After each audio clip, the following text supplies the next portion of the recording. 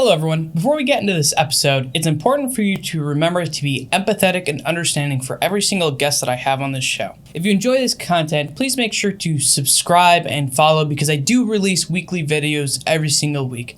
Otherwise, enjoy the show. Welcome, ladies and gentlemen, to Deep Dives into the Minds of Esports. My name is Blake Panashevitz, and today's guest has been involved in esports for over 20 years. Not to age him at all here, being primarily involved with the Counter-Strike scene. He is a famous, known opper. He's amazing. He's played for teams like Complexity and Evil Geniuses, and he is now the head coach working for Lazarus Esports. Please let me introduce Daniel Montaner, maybe better known as fRod. Welcome to the show. Hey, thank you for having me, man. Really looking forward to this. Yeah, I'm super excited, and like when I reached out to you, like I won't lie, I didn't know you that well. Like I had heard about you occasionally just because I'm not involved with CS that much. But then I started looking into this and I was like, wow, this is some really cool stuff we're gonna get to talk about. So I always like to start off the show fairly easy. And one of the cool things about you is that you speak Spanish, right? Yeah. So I'm Okay. trying to keep the whole international man of mystery theme going on, so it has to be bilingual and everything too. I was just going to ask, where did you learn to speak Spanish from? Like, where is your family from? Because there's obviously different types of Spanish. There's the Spanish from Spain, Spanish from Mexico. I think Cuba as well has Spanish. Yeah, well, so my family's from Cuba, which originally basically were Spanish settlers. So if you trace back my history, my DNA and whatnot, my ancestry, I'm pretty much like half Spanish, Portuguese. But my parents immigrated to Cuba. Or my grandparents immigrated to Cuba. My parents were born in Cuba. My parents immigrated from Cuba to the United States, and then I was born here in the United States. So I pretty much spoke Spanish until I was, or only Spanish till I was about like 5 or 6 years old. Like right before I started like kindergarten, that's when I learned English in the schooling system pretty much. And like, my friends around here. But my household growing up, my parents, my grandparents, it's nothing but Spanish. Like it's like almost seen as like a disrespectful thing to talk to your elders in English kind of thing.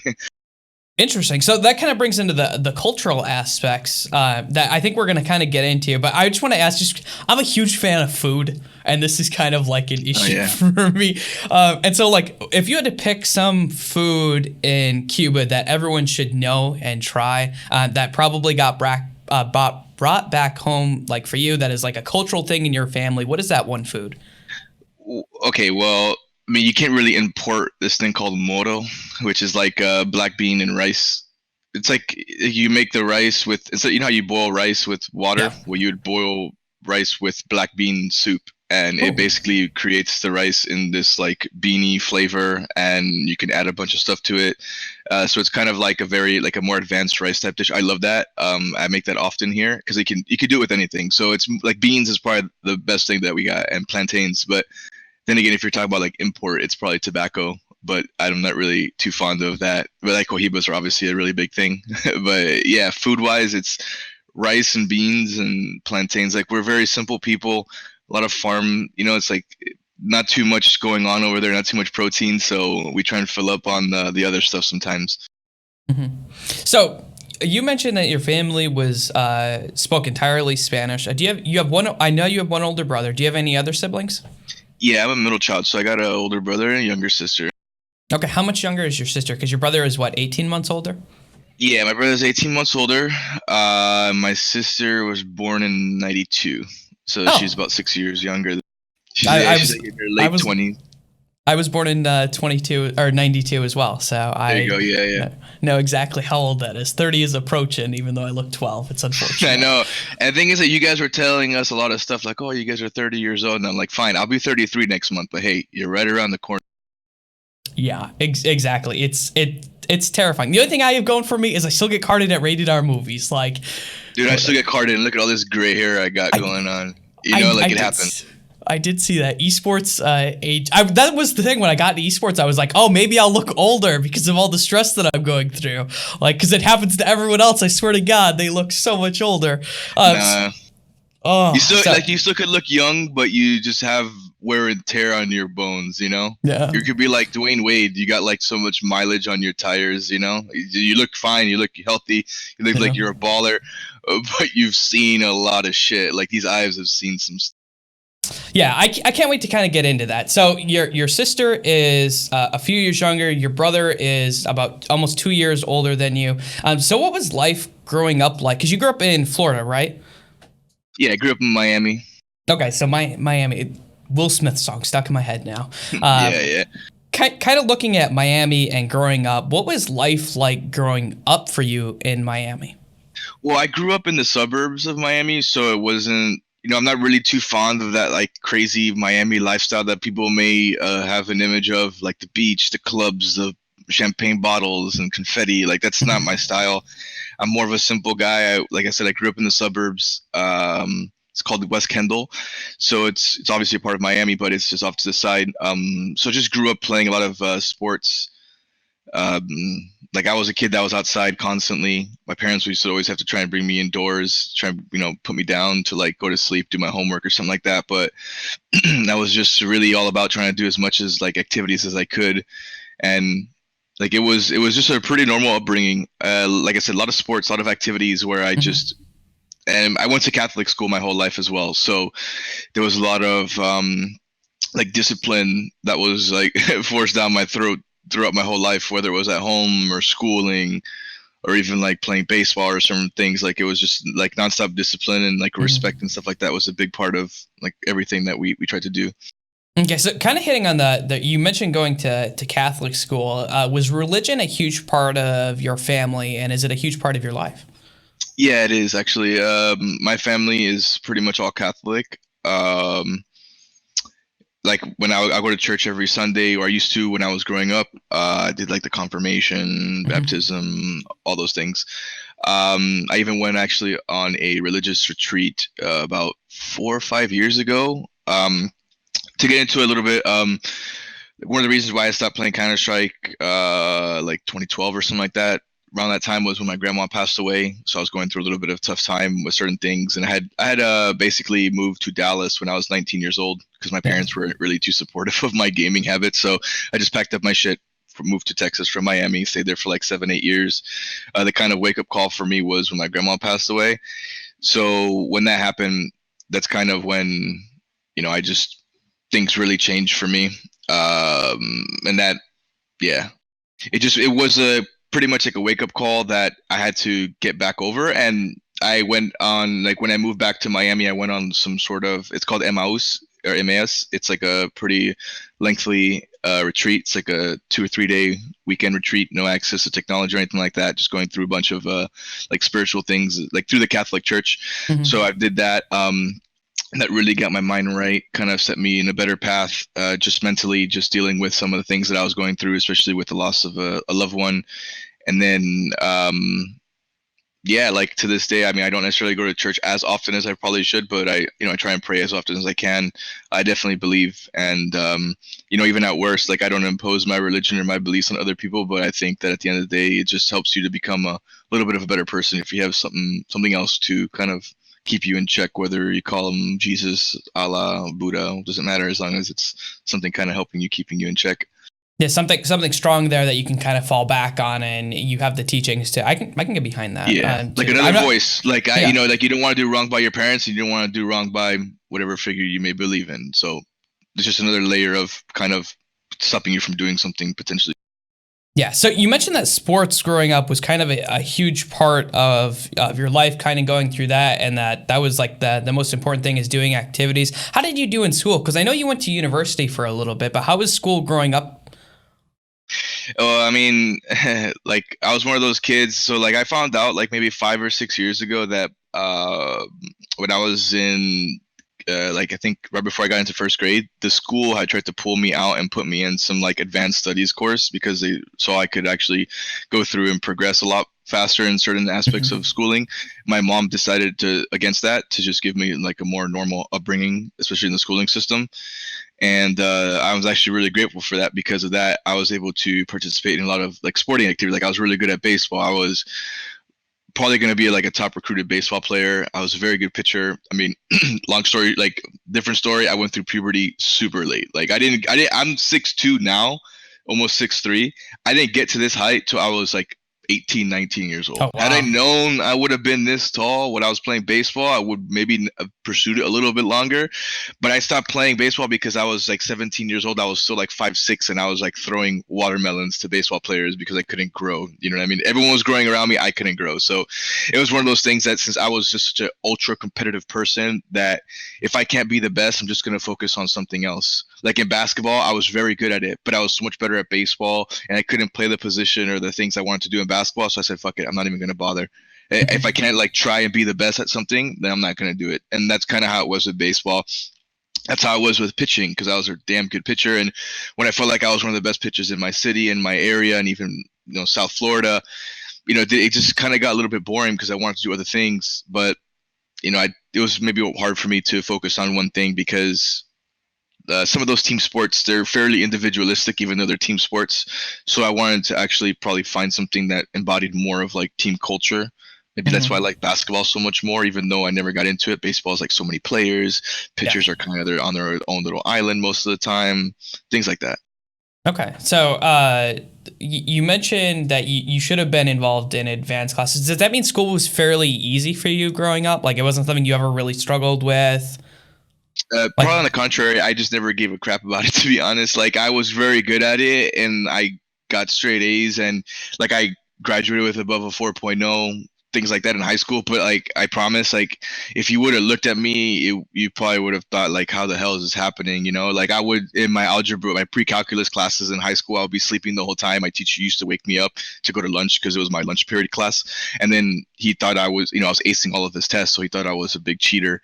So he'd like make me take finals and big exams, like putting, like his desk next to my desk kind of thing, and like watching me take these exams, and I'd ace them. I did not apply myself at all to school. And I became a Counter-Strike pro when I was 16 years old, pretty much. So that was sophomore in high school ish. I started playing late freshman year. By like end of sophomore year in high school, I was already considered like a pretty decent player. I was kind of moving up in the rankings a little bit. So they just gave me, and I don't condone it. I'm just admitting to how it was, right? No, like it's just 100%, 100%. I feel like if you could go back and look at like let's not use 16 because you were a pro at 16. You would tell yourself continue on probably if you were 16. But looking back at like 12, 13, 14, 15, do you think that you would give yourself some advice of like, oh, hey, take this stuff seriously. Like there might be some importance. You might be able to get some things out of it.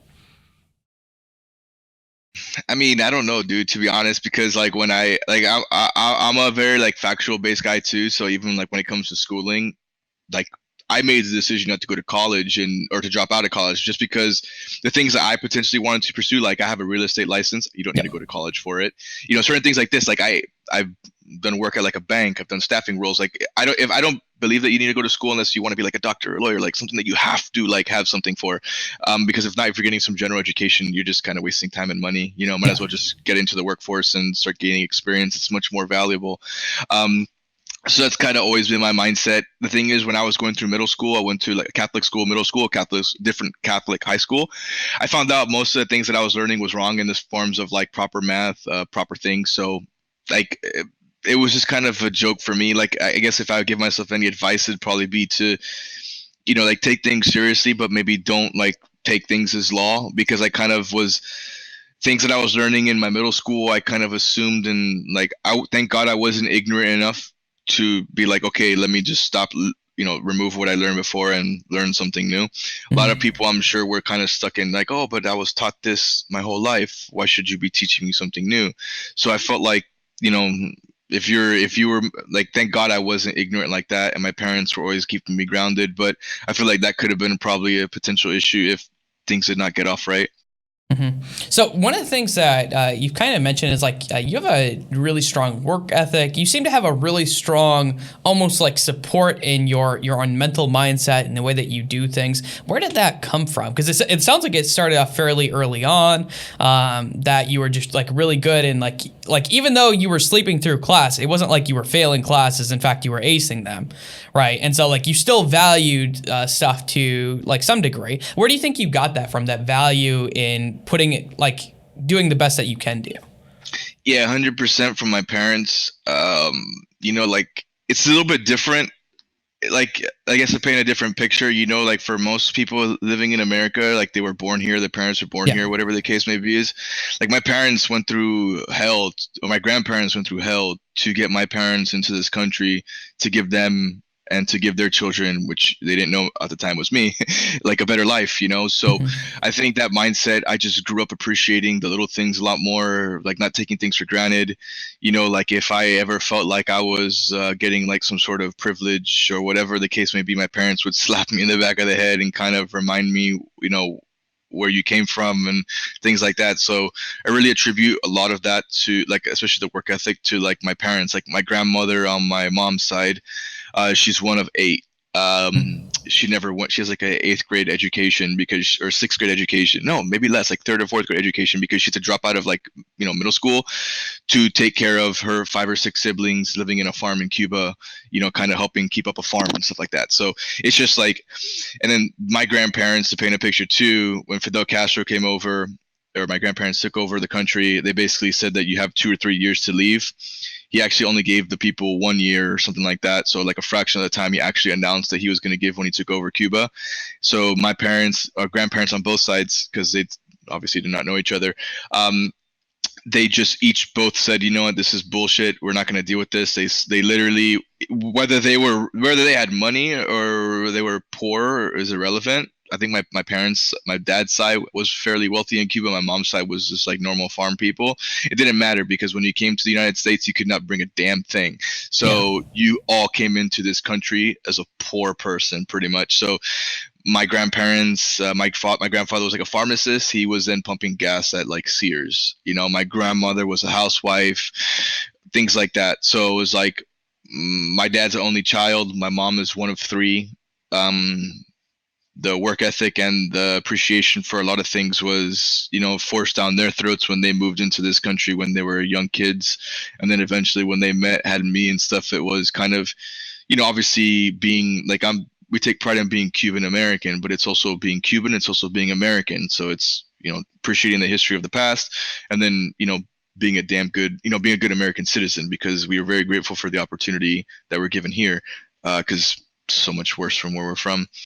Hmm. So, kind of looking at that, you come from a very interesting background. Like, obviously, your parents moved here and they found a better, or your grandparents moved here, found a better life for your parents and for you, and they kind of trained in you guys like hard work ethic is how you get places. So. I have to jump aside a little bit because I like to do this occasionally, and this is really telling who the person kind of is a little bit and what they believe in. So if you had to say,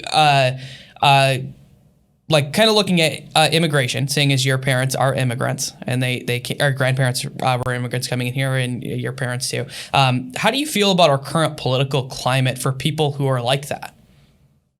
I mean, I think it's fine. Like, to be honest, okay, so I understand that there might have been like some preferential treatment to the whole Cuban community because we had that whole wet foot, dry foot policy thing going on, which I was okay with, because what people don't understand is that it's so bad there that people are willing to get on a raft and take a Yeah, chance to float here.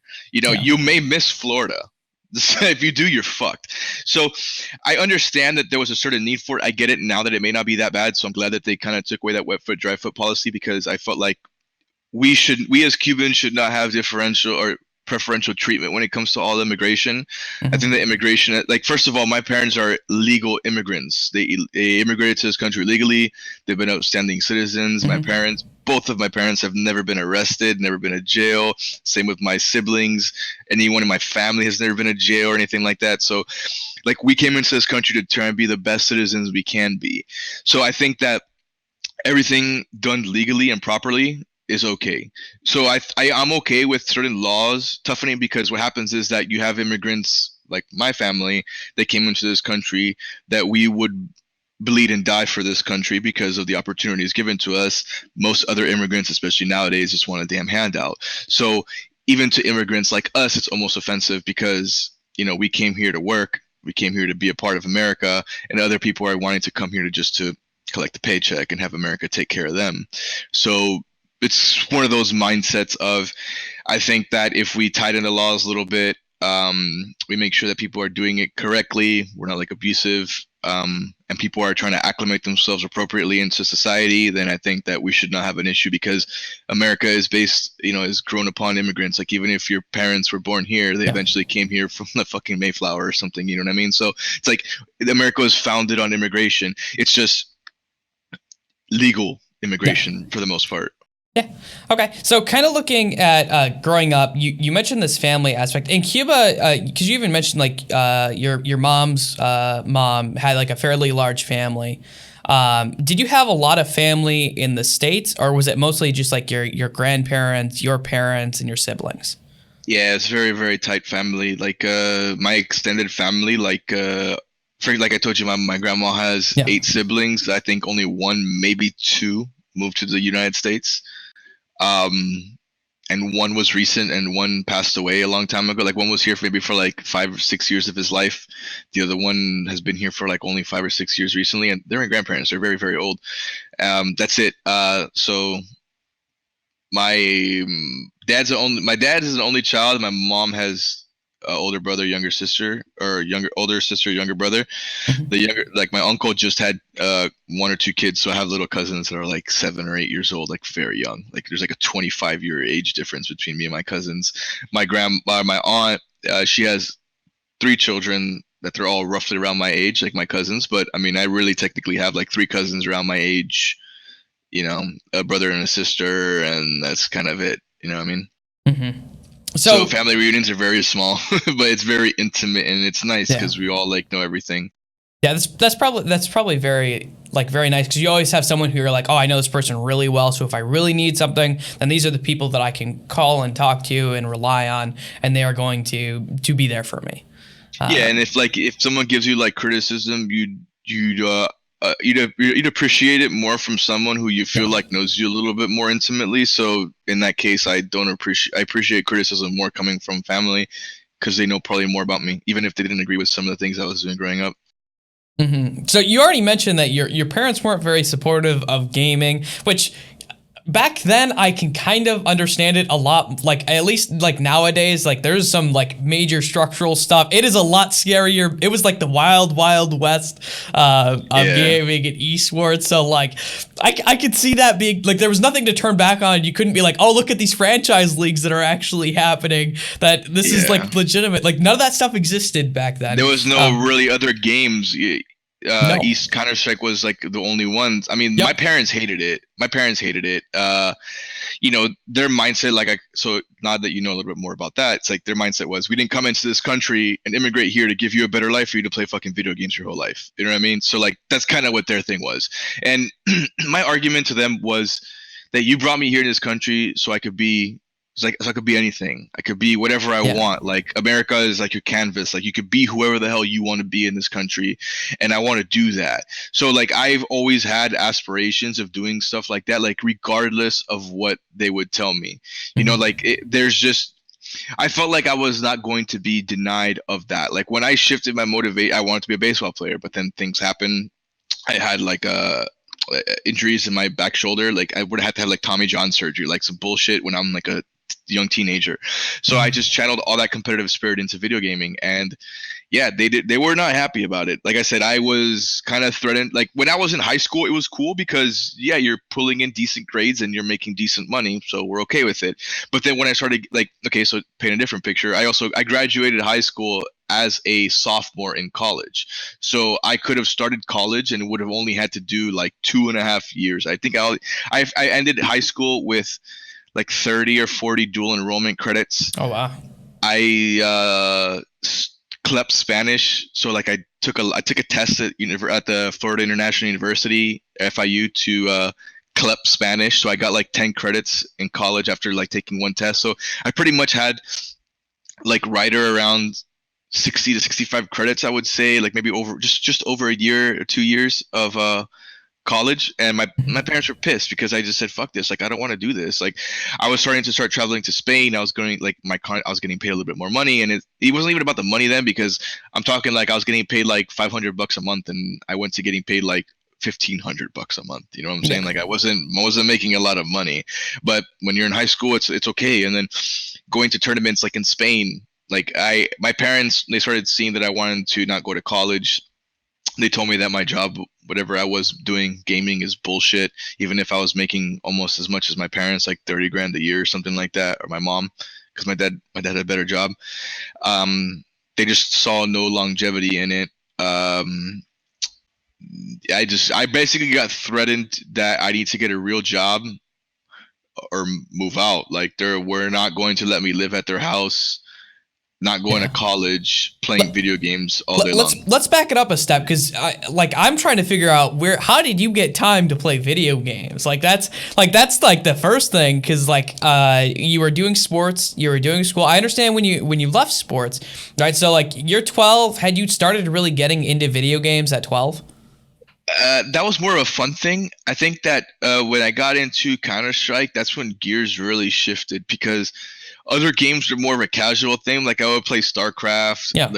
I would start getting the competitive juices flowing, but it was more of like me against my buddy who was kind of shit, or like we try a custom game and it was kind of fun. But I was like, damn, it's like playing video games with other people is like really, really that's where the fun's at. It's not just playing like solo games or like baseball games like on like Super Nintendo and shit like that. It's like the interactive games, like that's where the fun's at.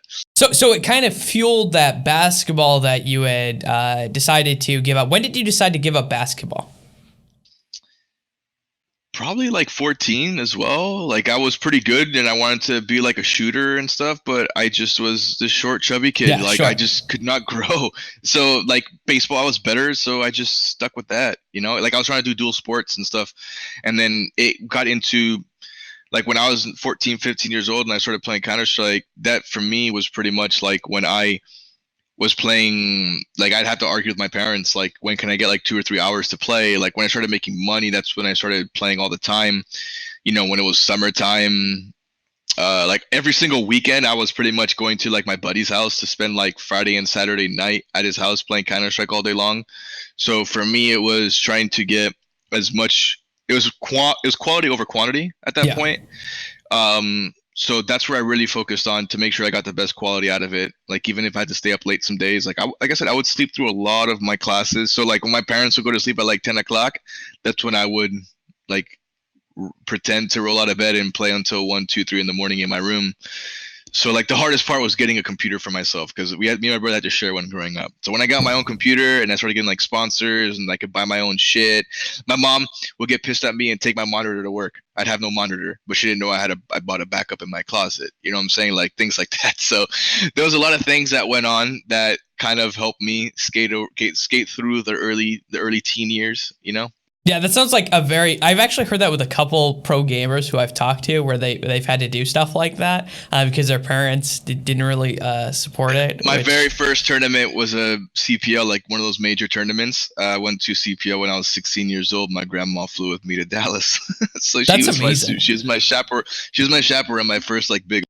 My parents were just not letting their 16-year-old child go anywhere. That is amazing. So when did you give up baseball? What happened with that? Because baseball sounds like it was pretty much an important moment, but then you mentioned that you had an injury that you would have had to get fixed and that you weren't growing. So when did that come about? I would say probably when I was like 16, like right when I was doing a little bit of Counter Strike and doing a little bit of baseball at the same time. I like my arms just started hurting. I started throwing curveballs, and I was super competitive. So even though I knew I was not supposed to throw curveballs until I was like 14 or 15, I didn't give a shit because I wanted to strike out the other kids. I wanted to be like one of the best pitchers in my area. So I just knew how to win. So I probably fucked up my own arm and did not listen to coaches telling me not to throw curveballs because I just wanted to win. So eventually that kind of caught up on me. The fact that I did not grow until later, I had to throw more like junk pitches, shitty pitches to kind of get people out rather than just throwing fastballs and regular pitches. So it was kind of around that time that it was just like a natural transition out. Like the baseball was getting boring for me because when you start getting into 16 and 17-year-old range, like I was trying to make the Little League World Series. And even after, it's like when you're a pitcher, you don't play the field anymore. You're like a damn pitcher. Like, you don't hit, you don't field. during practice you sit on your ass, or they make you do like certain exercises and stuff. So I was like, man, like baseball sucks now. Like I used to love pitching, and when I wasn't pitching I was playing third base or first base or something like that. So for me it was like constant playing. Like I had like, I don't have ADD, but I feel like I do, kind of thing. So it was one of those things that I just had to be doing something, and pitching was like, okay, I play every 4 or 5 games or every 3 games or whatever the case was at the time, because you can't burn your arm out. I'm like, man, this is boring. So I think a lot of that was, like how do I felt like I was probably better suited to be more of like maybe like a quarterback, even though my mom never let me play football. Someone who's like a captain of a team that's actually driving the ship, not someone who's just kind of on his own island. Yeah. So for me, that's where I was like searching for, I guess, and Counter-Strike really kind of gave me that outlet. Okay, so it was just almost like a natural transition then, because Yeah. baseball was more individual, and it doesn't sound like you like individual things very much. I feel like you really appreciate like the team dynamic and what is involved with that, and getting all these different minds together and working with each other together to maybe outsmart or outplay the other team. That sounds really important to you. Yeah, it is very much. And like I was like joking with my guys yesterday, the guys I'm coaching, because we had a really good successful game. And we're like, man, like we thought these guys were going to do something different. And I'm like, well, the thing about the way that you guys are thinking is you're just thinking one step ahead. You have to be 2 steps ahead, because if you know that your opponent is coming in trying to be a step ahead, you have to know their game plan. So that has to force you to be a step ahead of them.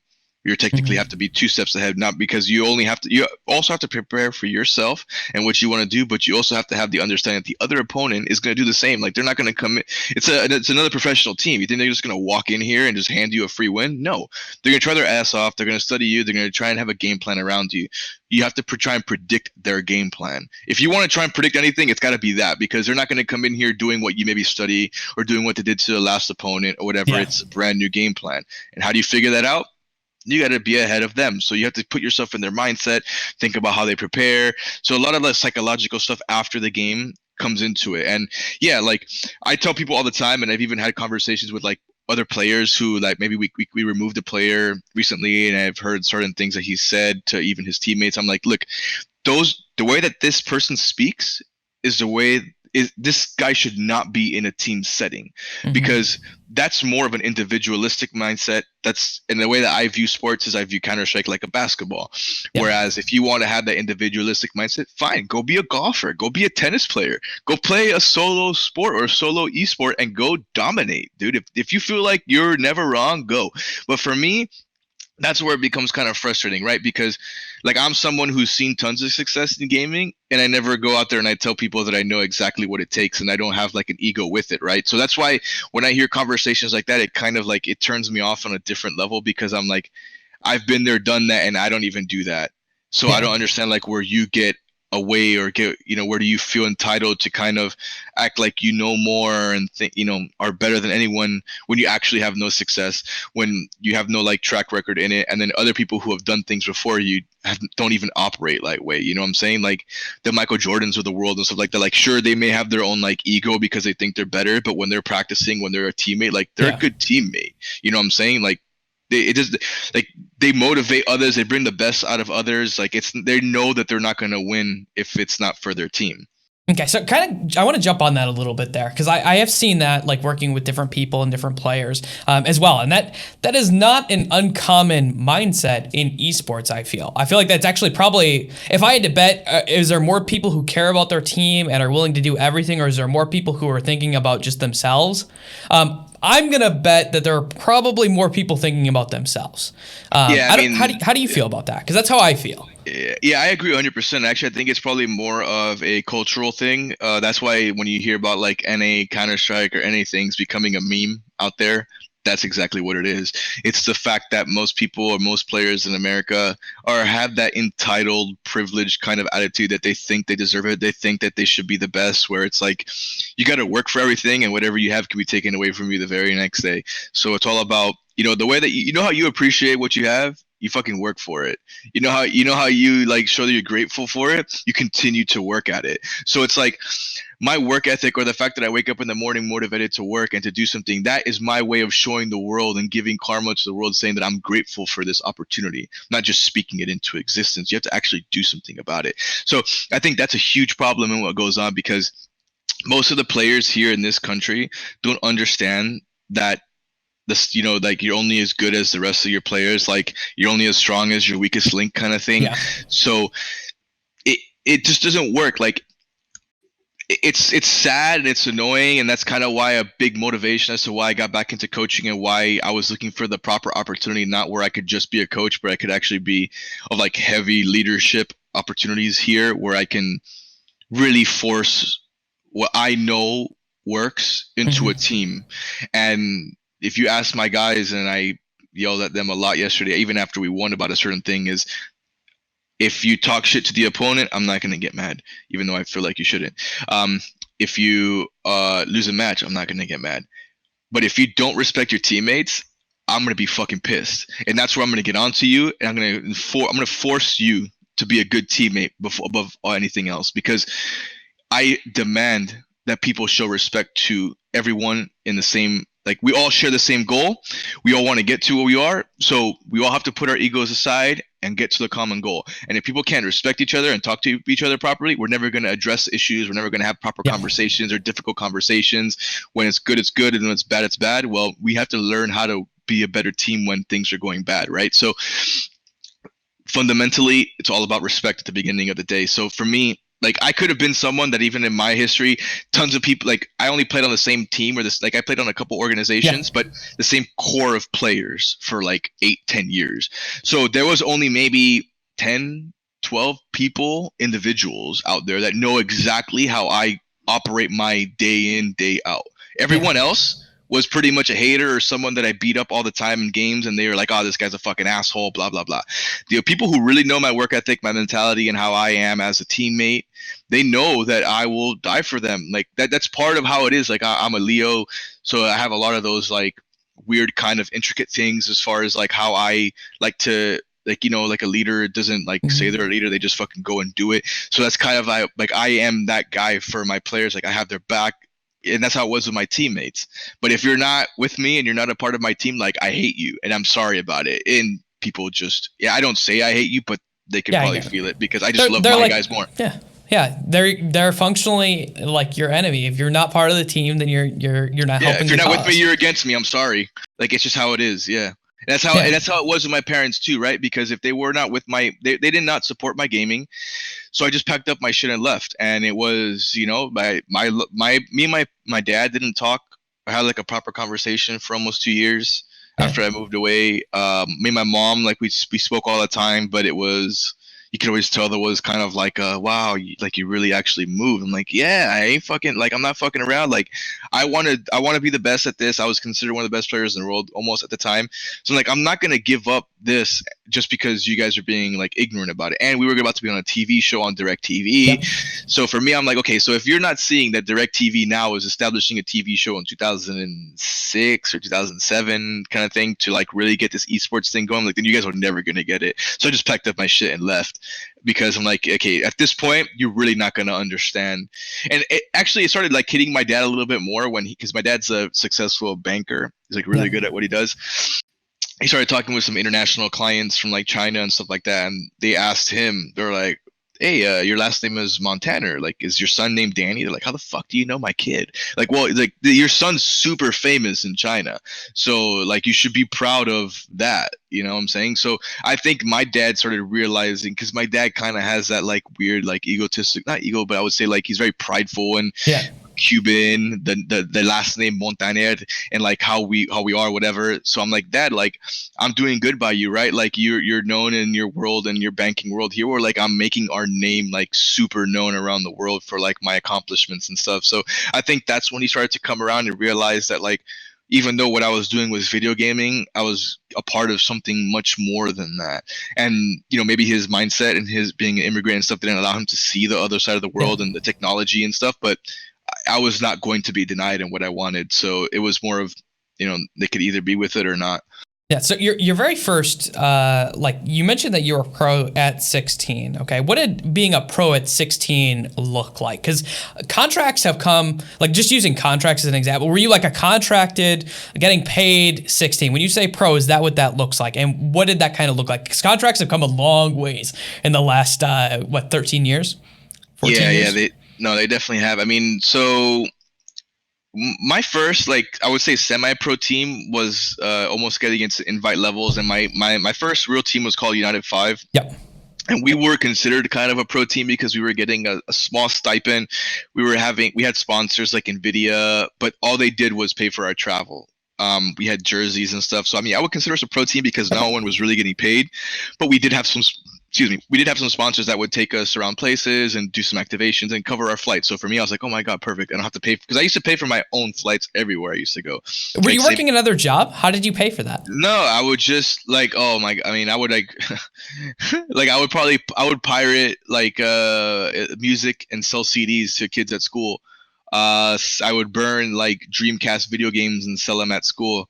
Like I was doing anything to make $5, $10 here and there and save $100, $200 and boom, throw it on a flight.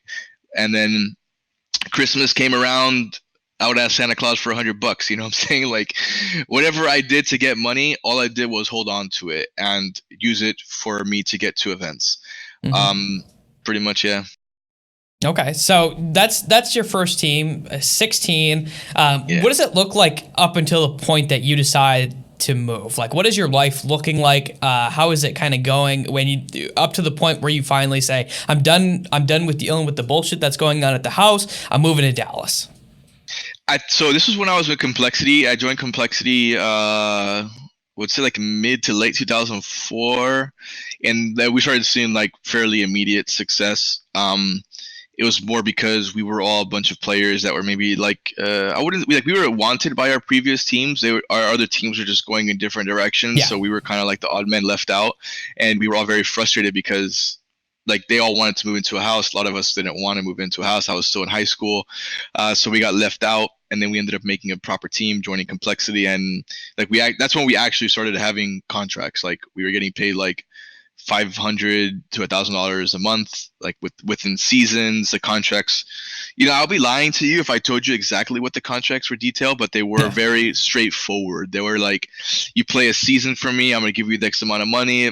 Done. Like it was very plain. Like it probably didn't even take more than a couple pages. It was very bland and plain. And Jason Lake, I have a lot of like, there's a lot of like problems between us, I would say, but as far as like him being a businessman, like he was pretty good about it. He was also a lawyer, I think like a real estate attorney, and that's where he got most of his money and his like history. That's how he like got into esports and was self-funding most of what he was doing. So he knows the law. Like he's not about to go out there and abuse people like that. So you know, we started things off on the right foot. What really took off was when we got contacted by DirecTV that they purchased the rights to Complexity and Team 3D, which are the two largest organizations at the time. Yeah. And then that's what started the TV show. And then they, you know, did a draft and kind of not franchised, but they did a draft and created franchises. And then that's where it went. They also switched games at that time too, didn't they? Like versions of Counter-Strike. Yeah. Was that something you wanted to do? Because you were rising up, you were known as like coming up as being a great player, and then all of a sudden you have to switch versions of the game. Like that sounds like if I was in your position, I'd be like, whoa, what's happening? Why are we doing this? Yeah. Well, no, actually, so for me, that's why I even love Counter-Strike Go, because I'm one of those guys that I always have like an innovative kind of approach to the game. I don't have like an old school like, oh, it has to be this way. You know what I'm saying? So when I came into Counter-Strike, I was nobody. Like there was already pros, people at the very, very top. Those pros kind of did not let me get in. I had to bust my way. I had to become the best player to say, you know what? Like I don't care if you guys are gonna kind of like not allow me into the little clique or whatever of the top players. Like I'm gonna surpass you guys. And I ended up doing that because I was like, these guys, these old school people that were in here before me kind of have this really poor approach to younger players or people that have different outlooks on life. It's kind of like how like people hate on Steph Curry for being like an offensive badass when, you know, basketball is a defensive kind of sport, like defense wins championships kind of thing. Well, he's changing the game, the way the game is being played. And people had that kind of problem with me because I was that guy that was the ultra aggressive player in a game that was meant to be played like passive. Yeah. You know, I was the only person who buttoned up 24/7 on land, online, when other people were like, it's like an online thing when I'm lagging, get a free kill. I don't really want to use it on land. It's like, what the fuck? Like, so I had a whole different approach to the game, I guess. And, you know, it just was not going to be stopped there. So you're falling out with your parents briefly when that happened. What did that look like when you decided to finally to leave, to say, fuck this, I'm done? I mean, it was very easy, to be honest with you, because there was a period of time actually that when they gave me that first initial threat, I actually got a real job where I was working like 9 to 5, 9 to 6 at a real estate company doing post closing, which is basically when the documentation, when you do a closing on a property, is signed and done, like all the HUDs that show all the line items of all the charges. I was the one that was processing a lot of those documents, preparing them, getting them ready to actually go to the courthouse to get officially stamped. So I was a grunt at a mortgage company. But I was working there, working my ass off, like working 50 hours a week, making like pretty much minimum wage just to satisfy my parents. And I was gaming hardcore. I didn't give a shit. So we had a tournament in Spain that I mentioned earlier. Yeah. And I could not go because I didn't have vacation days. And my boss was my dad's friend, who she's just a fucking capital B. Like, this lady was, I've heard so many rumors, like she's made like my dad's bosses cry when they were younger. Like, she was just, I'm like, Jesus Christ, you put me to work with this fucking lady. But anyways, obviously she's not going to give me any time off. So I quit my job and I flew to Spain. And I pretty much told my parents, like, hey, I'm going to Spain. Like, I'm out here. Like, let me know if I got a place to come home to. If I don't, then I'll move to Texas with my teammate who lived in Houston and was going to let me, his parents were going to let me stay with him. Like, at his, like, he had a house and then he lived like above his house and like some rooftop kind of thing. He has like a weird, like, home, like a room built above and like there's extra room there. So I would have just gone to Houston. And then after Spain, we got like second place. That's when we really started beating some of these like legendary teams, and that's like it really, like, I was already kind of on the map, but this really put us out there as like, okay, these kids could actually like win shit now.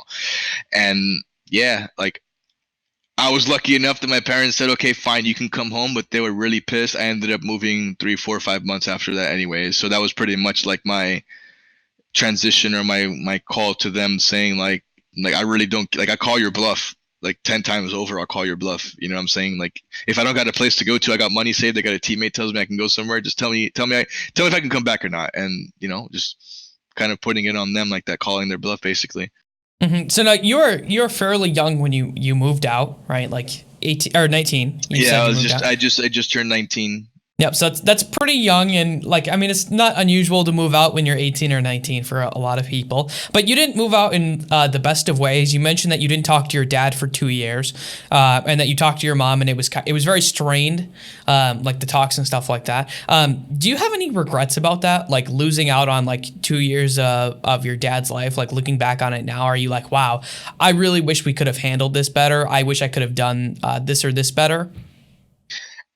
I honestly, I think that he probably has more regrets than I do, because, you know, when you're someone that, like, you want to be somewhere and you want to go somewhere, like, you don't want to be denied that opportunity, right? Like I'll forever in time believe that what I did was in my best interest and what I should always have done 100 times over, because if I ended up becoming the best in the world at something for several years, like, there's not many people that could say they were the best in the world at something, right?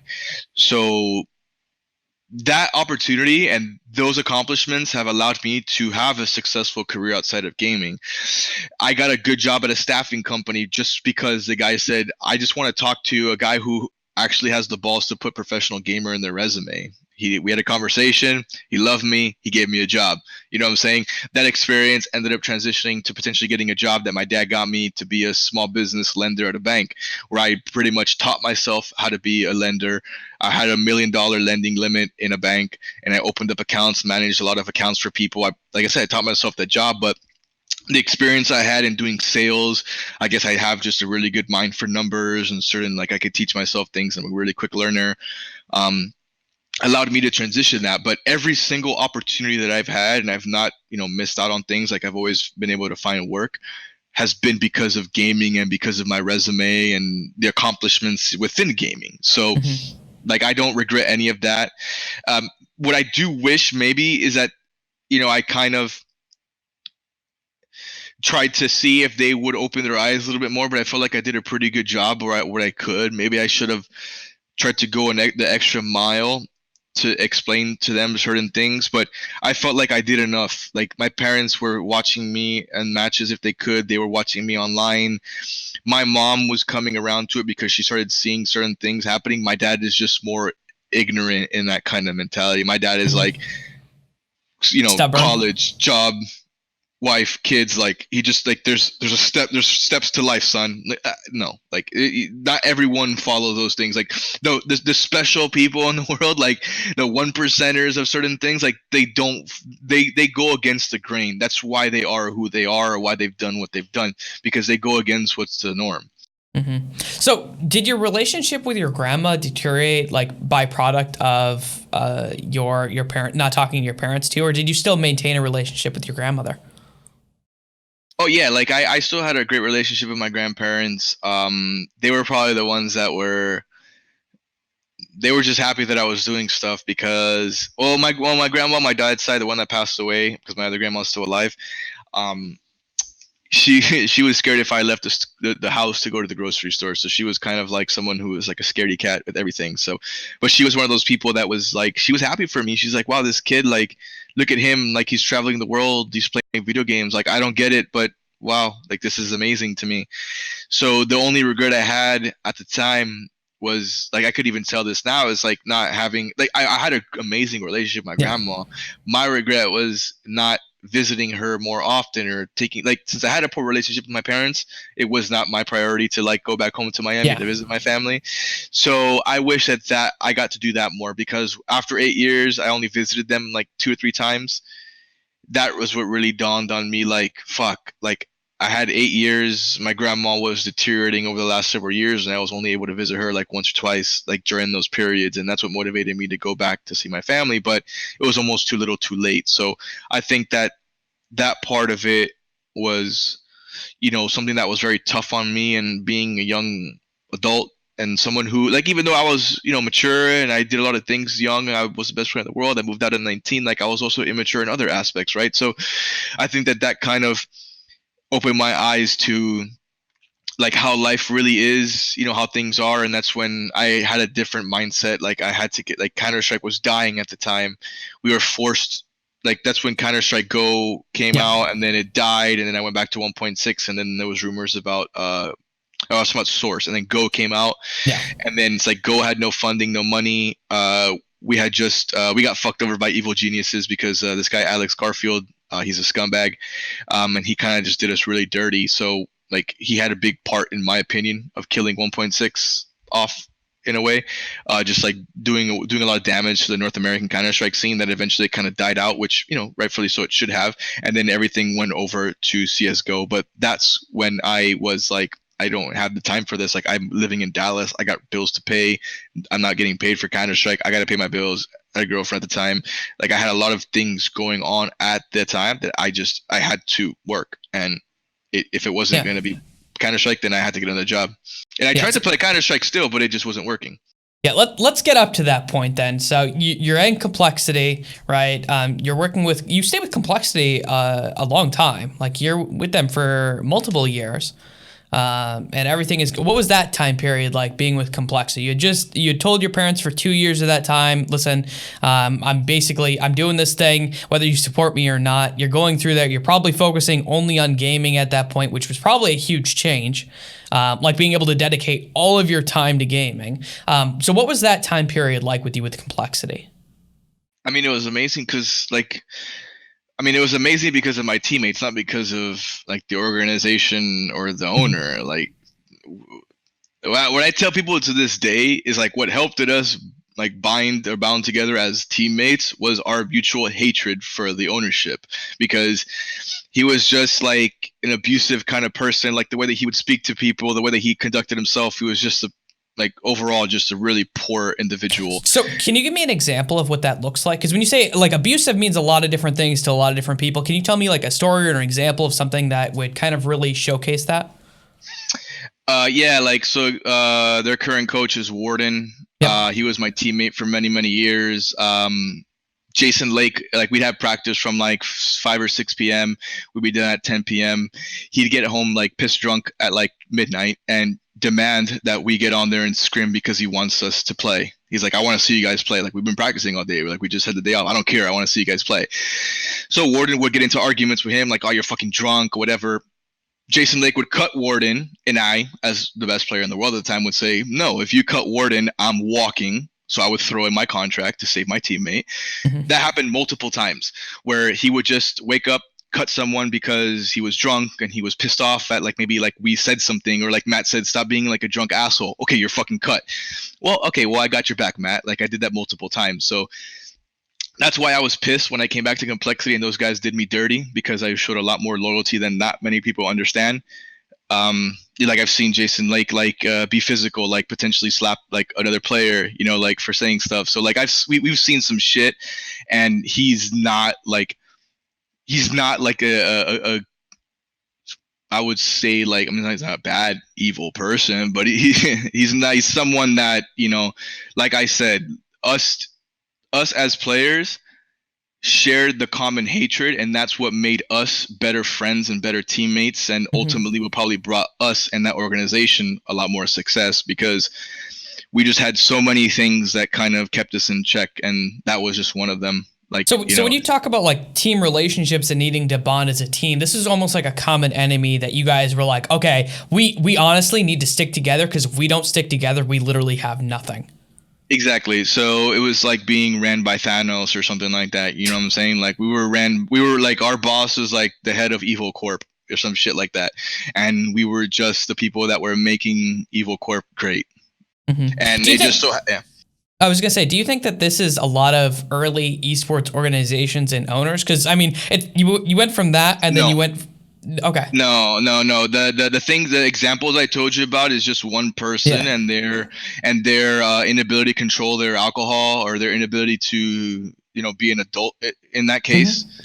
That's on him. There was plenty of other individuals that ran organizations that were not doing maybe they were doing other things and they were probably keeping more private. There was no other team that was going through the level of bullshit that we were going through. They just, and it wouldn't even fly today, to be honest with you. That's why it's almost sad that, you know, he's still around and doing some of these things and not many people talk about it. I even give shit to Warden all the time. Like, we're friends and stuff, and I still talk shit a little bit about Complexity and Jason Lake because of that. I even told Warden all the time, like, we're just different people, brother. Like, you're my friend and I love you, but we're different people. Like, you'll never catch me dead. Like, I will never, ever, ever work for, with, or associated to Jason Lake and Complexity, no matter how much money they throw my way, and they've offered me many times to like come back and coach and whatnot. That's who I am. Matt may look the other way. Like, Matt still works with them, and Warden has been working with them for several years, a manager, coach. Like, after all the things that he's been through and how many times he was cut, like, I would have never revisited that. And then, like I said, like when I came back and I was playing, and they kind of did me dirty. Like, they lied to me. Like, obviously I hadn't played Counter-Strike in like 3 or 4 years. So like I was super rusty. Even Counter-Strike Go was not going to be great for me, but they lied to me and told me that the players I was going to come back and play with, because Warden was my coach at the time and Jason Lake was still the owner. Oh, these players, they can't wait to play with you. They're going to like welcome you with open arms. Like, we're going to give you like 6 months to get back in shape. Like, we know what you're capable of. These kids hated me. They didn't want me from day one. Jason Lake lied to me about all these situations, and I was pretty much removed like within like a month and a half, because I was set up to fail from day one. Even like Warden was not existent as my coach at the time. The individual players were like abusive in the sense of like they didn't give a shit. They didn't try and help me, nothing. So it's like, I'm like, I don't even like, I learned a lot from those mistakes. And the one thing I really learned is Complexity and Jason Lake are utterly dead to me. So, and in fact, it's not even that they're utterly dead to me. It's that they're on the other side of the coin. So if you're the other side of the coin, you're not a part of me. Like I said, I want to destroy you. So like he knows what it's like they're on my radar. You know what I mean? So I won't like, they're part of my destroying complexity and beating complexity is like a huge part of my motivation for being back. So it's like, I just appreciate them motivating me so much, and they know that I'm not the person that they should be motivating with that. Yeah. So you mentioned that Jason Lake was like the thing that kind of brought you guys together, and you do that, and eventually you guys left Complexity because he didn't get you a contract in time. You talked about this kind of before, and so you end up joining Evil Geniuses. Okay, and you've already said that Alex Garfield was one of the most evil people. Yep. You have a terrible luck with having to. Yeah. And like the sad part is I've done a pretty good job of helping build their careers too, because Alex Garfield was Jason Lake's grunt in CGS. He was like the assistant manager or something like that. After that, he left. Then CGS died. He went over and got Evil Geniuses, which, by the way, Evil Geniuses was an organization not created by Garfield. It was created by some guy in Canada.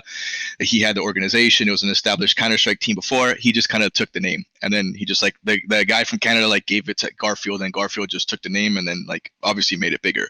Interesting. And that's also why Evil Geniuses was dropped when they got purchased by Twitch.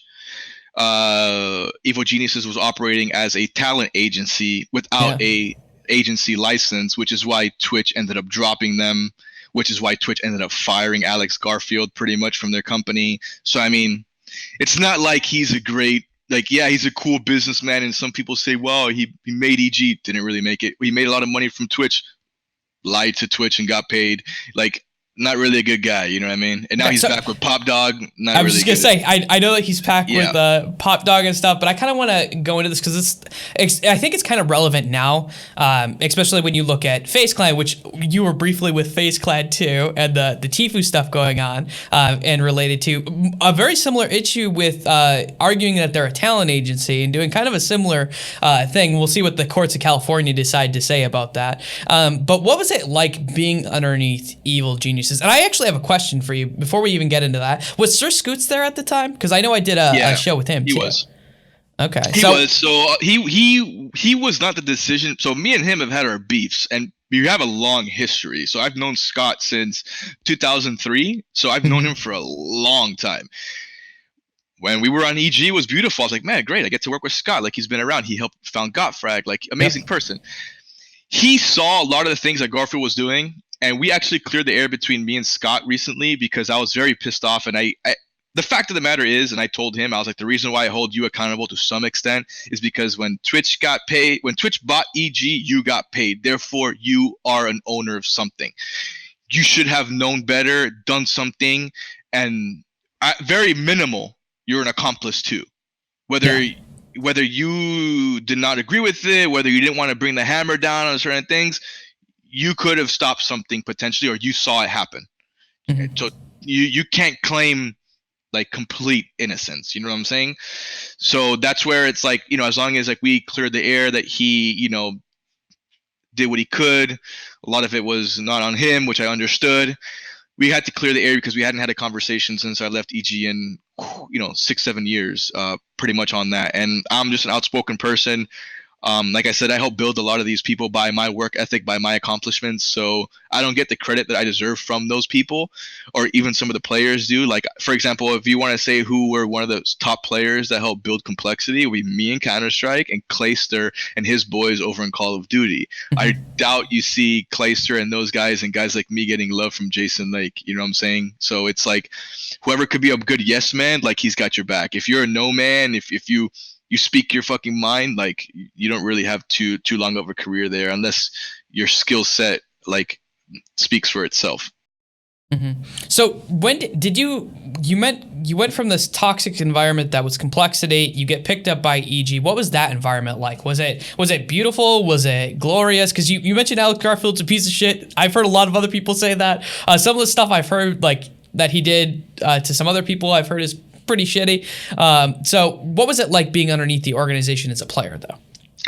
I mean, it was pretty shitty. Like I lived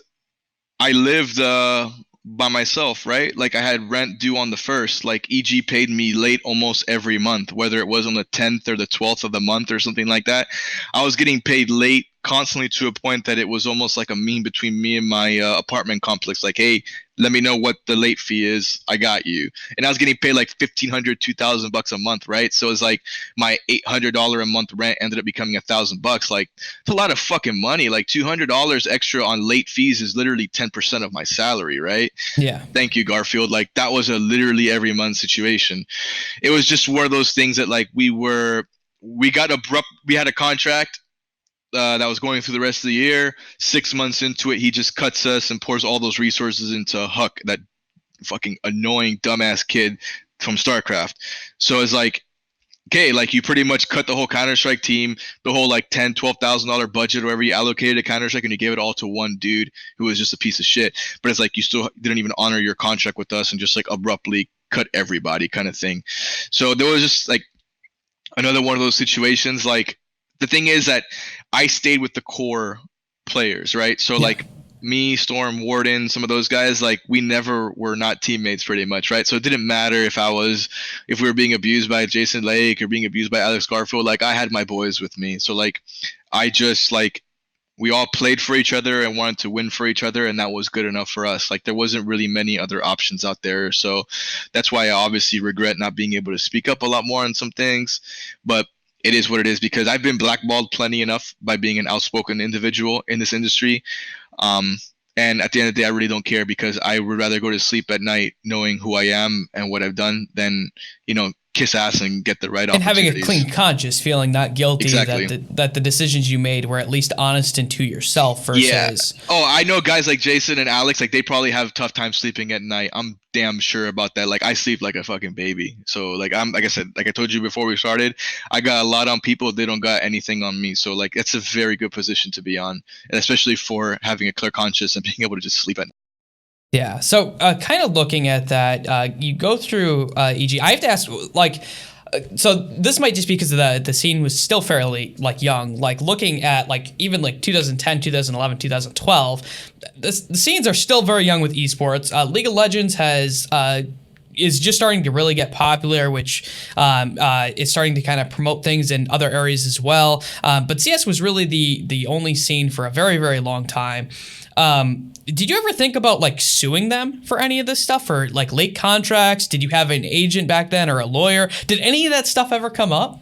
No, because like there was nothing, and it was, like I said, it was just pure abuse. Like, for example, here's another example. Like, that's why this is what led me to messaging Scott, was his whole defense of denial. Like, I love the fact that he did that for denial, but I kept messaging him in private, like, oh, so that piece of shit is pulling a Garfield, So like, oh, okay. Like, I mean, you've seen this happen before. Like, I wish that you were the defender of honor for me while you saw this go on. That's basically my argument, right? Like, we got abruptly cut from Evil Geniuses. Like, it was like mid-contract, boom, you're gone. And it was more of like, oh, by the way, if you don't sign this document saying that you won't talk shit about us publicly, we're not going to pay you the back pay of salary that we owe you, and we're not going to pay you the ESL Cologne, I think, prize money that was in already.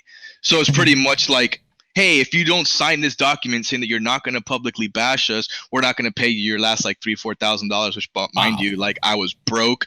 That could have been like $3,000-$4,000 was the kind of money I needed to put me through the next 3 or 4 months to be able to transition to a real life job or whatever the case may be. So like, yeah, fuck it, I'll fucking sign it. That's why I don't care about admitting it now or saying it now, because come at me for signing that, because you know what? I was fucking under duress, and so were my teammates, because it was pretty much like, I'm broke, I'm gonna get evicted. If I don't sign this egregious and bullshit document, I'm not gonna get paid. Like, that's as duress as possible. You know what I'm saying? Like, no person, and it's illegal to make me sign something to say that I won't publicly tell the truth on people and you won't pay me what you owe me. Like, I've already accrued this salary, and you've already collected this prize winning. You're just not going to give it to me because I don't sign this document after you've cut me. Like, okay, that's why I didn't go public with EG like a year or two after, but that's why I don't give a shit to say it now, because fuck those guys. And what Garfield did was no better than what Denial did, or what this Denial guy was doing, as far as like paying his players late, threatening them that he won't pay them unless they sign certain like complete bullshit documents, like he won't release them from the contract unless he signs bullshit things. Like, yeah, that's why I call that the Garfield. Yeah, because it's happened before. Like I feel like a lot of esports is doomed to repeat itself until we get like more like it's getting better. But you see these cases where it feels like we're literally just copying the same things that happened like years ago, and it like kind of baffles me a little bit because I'm just like, Well, we it already doesn't did it. because it's an old boys club. It's because Yeah. you have the guys like Jason Lake and all those people that are just circle jerking each other at all these like Hall of Fame conferences or all these other ownership group conferences, and it's like, oh, who can we enter in the next circle jerk? And as long as those guys are keeping each other content, that's all they care about. But really, what has to happen is those pieces of shit need to like leave the community. You know, like they're the ones that sure they did a lot of good for it, but they've probably done a lot more harm. And it's unfortunate that guys like me and guys like Ward and other people don't speak up a lot more about it. But like, I'm not gonna. I've been over the whole keeping quiet thing for a long time now. It's just more of finding my voice and finding the right opportunities to say things.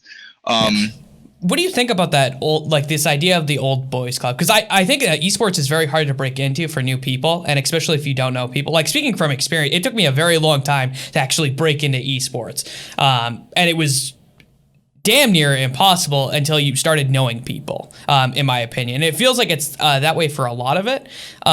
Do you think that that's a pervasive issue within esports, that a lot of it is, oh, it's about who you know, and that those are the people that I mean, obviously networking is always important. Like for whatever job field you ever go into, networking is important. But yeah. does it feel like with esports, it's more closed off, and if you're not with the people, then you're against them? Yeah, it can be. I mean, that's where I was going back to telling you, like, when I was growing up in the scene and I was such a good player, like it became evident to me that there's that old boys club, whether it's in the actual Counter Strike pros or the owners. Um, so the one thing that I kind of relied on is I'm not a political person. I don't like I'm not someone who takes joy in lying and things like that. Like I'm not someone who could orchestrate these intricate web of lies and kiss someone's ass. Like I don't do that. Like I'm an honest person. I'm a straight shooter, right? So like I feel like I'd rather be dealing with stuff like that just because you kind of know who I am. I don't have to spend more Yeah. time guessing who you are.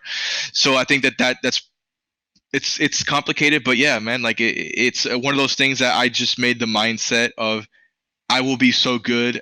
I will focus on being so good at what I want to do that I can't be denied. So I don't necessarily recommend that for everyone because not everyone's going to be able to turn out to be the best player or the best person in their certain field or their job, but it probably should be some form of a balance between the two, which Yeah. is play the political game a little better because I don't like the reason why I could say what I could say and the reason why I can call someone out is because of my experience and my accomplishments. So I don't necessarily recommend everyone doing that because you'd have to have a little bit of history, experience, accomplishments to kind of give more weight to what you're saying. But at the same time, like don't be a puppet. You know what I mean? Like that would probably be Mhm. like my biggest thing. Okay. Because yeah, So, like go the ahead. thing is that there's plenty enough opportunities, right? Esports, the reason why esports is such a beautiful place is this is a canvas for entrepreneurs. You could Yeah. do whatever you want, you could be whoever you want.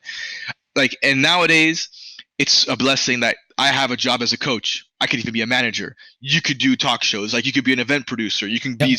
working for a tournament organizer. There are plenty of opportunities out there that if you burn a bridge because you're not kissing the right ass or the right kind of ass, you can go somewhere else and do something different. You know what I mean? Like you can probably try and find your way. So the most important thing that I would say is make sure that your work ethic and your results is something that can never be denied or taken from you. Those guys can come on here and say whatever they want from me, but you can never take away what I've accomplished and what my teammates have seen me do and the work ethic they've seen me done. So it's like just never don't give other people a reason to take something away from you. Yeah, I can 100% agree with that. So, kind of looking at the end of Evil Geniuses and on your way out, what was it like the last year in Evil Geniuses It was up to pretty the good. point I where you mean, leave? it was not bad because like we started catching our stride like towards maybe the Yeah. middle end of the year. Like we started winning. We won our first like kind of international type tournament. We started actually like showing the kind of we left. So I was like, voted the best player in Counter Strike 1.6 and had like the best stats. We went over to Counter Strike Source, same deal. Like I was the best player in Source. I had the best stats in Source as well. And then we went back to 1.6. That's where it started becoming like, okay, got to really grind again. Got to really like get back to it. First year, I think I made it to like the top 15 in the world on HLTV. We didn't really win much, so it was more of like, damn, like not that I'm not deserving of top 5 or top 10 in the world at this point. It's because like the results aren't there. Maybe like there's certain things within my skill set that's not there too. So that forced us to grind more, practice more. We didn't really have, like I said, a lot of the support from the organization as far as like getting boot camps and getting certain things going. But we eventually started winning things and started getting better. So, you know, I was kind of frustrated that things did not work out or last longer at EG, because I felt like that could have been like my Virtus Pro, if you will. Like, we had like a core of guys like Neo, Taz, and Pasha, guys that played together for 8 years and were the best players in their country for their existence. We had a guy like Nothing, who was like young prodigy. You know what I'm saying? Like, we had what it took to become a team that could have lasted into the end of people's careers properly, but it was abruptly ended and things like that. But how did you find out about the abrupt ending? Like, was it one day you're playing and then he's coming, he's like, guess what, guys, you're all cut, you need to sign this document, or you're done? Yeah, it was like CGS all over again. Like, the way I found out CGS died, the TV show, is I opened up my webpage, like lacomplexity.com, and it ended up like having an announcement saying, by the way, season's dead. And like, it's over. I was like, oh, fuck yeah. Good timing, right? Like, I just woke up, opened up my webpage, see if there's any new posts, and it's actually like all of the .cgs.com websites. It's like lacomplexity.cgs.com or some bullshit. All of them had that message across saying like it's over. So yeah, EG was one of those things. It was like, oh, by the way, like, yeah, we're gonna go ahead and release you guys. We're gonna, you know, start going through the motions of some of these things. And then that's when, like, you know, a couple weeks later, it was like, well, okay, well then just fucking pay us and let us move on our way. Oh, actually, this is that. Let me get into it a lot more. Actually, we were all cut from Evil Geniuses. So this is why I say that Alex Garfield and Scoots in some sort of way were like accomplices to killing 1.6 in North America, because it was like I said, it was two or three of us that we were in a core, like the best players in the country. We had Nothing, who was one of the best players in the country as well. Like, we're just a badass player. That's when basically Alex Garfield released and said, okay, I'm going to cut all 5 of you. Like, Counter-Strike is no more. Y'all can go. We were going to go back to Complexity. We had talked to Jason Lake. He was going to sign all of us, and it wasn't going to be nothing for crazy money. I think I was the only one that was going to get like a salary at the time, just because I had rent to cover. It was going to be like $1,000. It was going to be like almost exactly what I needed to cover rent. And then when Alex Garfield found out that we were going to go back to Evil Geniuses and pretty much, or to Complexity and walk there, he pretty much went back and said, actually, you know what? I'm going to release all 4 of you, but I'm not going to release Nothing. And Jason Lake did not want the team without Nothing. So effectively, Jason Lake took back his offer. Evil Geniuses kept Nothing and pretty much cut all 4 of us, and pretty much, like I said, you know, effectively fucked over the best team, all the best individuals, and it pretty much died off at that point, because we were not, like, Complexity was not going to offer us without one of our best players. We ended up, like, 2 or 3 of us went to some shitty team. Nothing was in his prime. Nothing was like 20 years old, 21 years old, or some bullshit, like 19 years old. He had to sit on the bench for a full year working for Gunner Optics during his prime, because Alex Garfield said, like, I don't want you playing. I'm going to hold you to your contract. So, like, that's the kind of guy he is. Like, he put, and then, you know, and that's what pisses me off a little bit about Nothing. And I tell him all the time, and like, we're good friends. Again, same thing. We've bonded plenty of times. I'm like, you don't fucking speak up for this. Like, I've messaged him a couple times and I've dropped him a couple lines and he's probably ignored it and stuff. But that's where I say, like, you owe the community a lot more, as someone who is like a veteran of the space, to fucking speak up for the shit that you've witnessed and to improve it for the younger people. So that's where I hold him accountable for that. I hold Matt accountable for certain things, or Warden.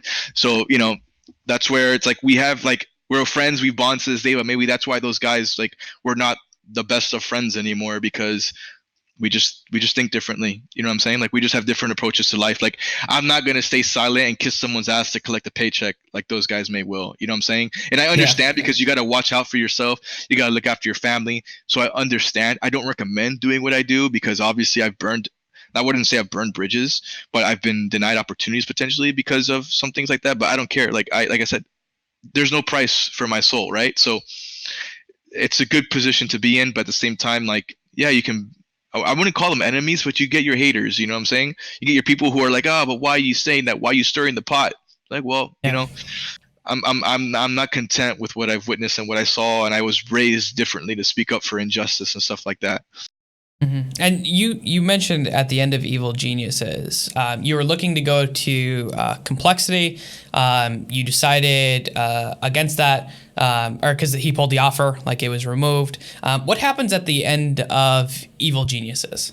Like when you get out of there, where are you thinking about going? What are you thinking about doing?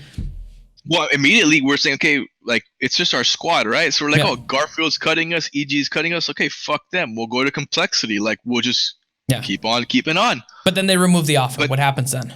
right. Well, we have nothing because no one wants to pick us up. Like there are no other organizations that could potentially afford anything. So a few of us go on to an organization named Check Six, which at the time wasn't bad, but all they said was is we can't pay you salaries. All we can do is pay your travel to like 1 or 2 events a year.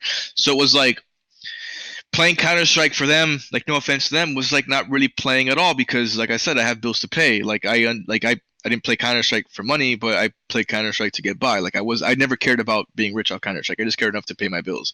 Yeah. I couldn't even do that with Check Six, and it was no offense to them. Like they did all they could. So is But that when you yeah, moved? Did you move back home then? no, that's when I started getting a job. Okay. That's when I got like a job doing staffing for a construction labor company that I would help. I was recruiting electricians, plumbers, welders, all that shit. How'd And you get into I that? was, What is I it? was, Just the job that was available, or were you like, oh, this is something I yeah, really want to do? I had no choice but to find a job. So for me, I was like, I'm a good salesman. I know how to talk to people. I'm bilingual, so I wanted to get into a job that I can kind of do that. I was thinking about doing car sales, but I was like, it's commission only. I don't want to do that. So I applied for a staffing job because I was like, staffing is kind of like don't take this wrong way. It's like human inventory, right? Like your inventory No. is like your workers, and then you like lend out your workers, you make money off the workers, and they come back. But it's actually a really good thing because trades workers, like electricians, plumbers, whatnot, HVAC, it's a very seasonal type job. So like a lot of those guys, they get laid off in certain periods of the year, which could be the worst times, like Christmas, Yeah. Thanksgiving. So it's like staffing companies are actually very good, and they help remove a lot of the liability for companies, like like unemployment rates, things like that. Like I can get into another conversation, but anyways, I just applied for that job, and that's the guy who I told you said like I didn't think you were going to be good. I just when I saw you were a pro game in your resume, I just brought you in. And then when we started getting to talking, he's like, "Damn, you're really fucking cool. Like I'll just teach you how to do the job." And I stayed there for like 2 years, and those two bosses are probably like I had that guy who hired me, and then he left, and then another boss came in. Those two bosses to this day are like some of my better friends. Like I have like excellent relationships with them. I even saw one of them. I went on a cruise last year, and one of them was in the Bahamas. When I had like one stop or one day in Bahamas, like we went and we hung out.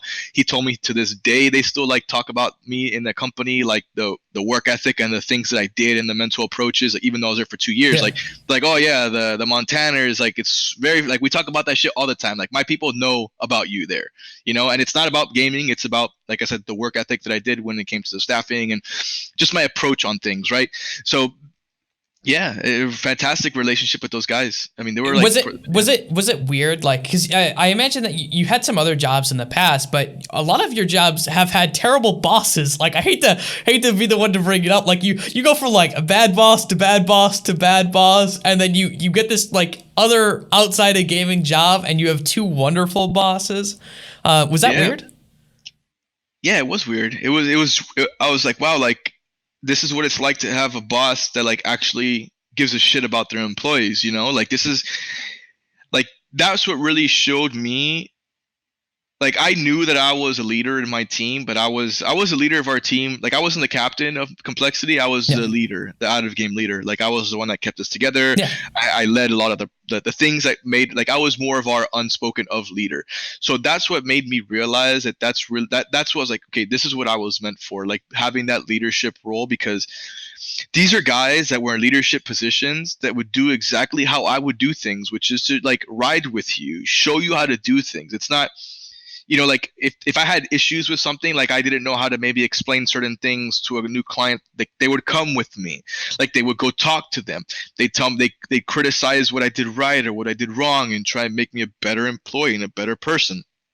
Like that's exactly what you expect out of a good boss, right? So Yeah. that's it. Kind of opened my eyes to like, man, it's not like this is what normal looks like. Like, like obviously I know that it's probably more common to get a shitty boss, but this is what it should be like. And that's kind of where like I was, I just learned a lot.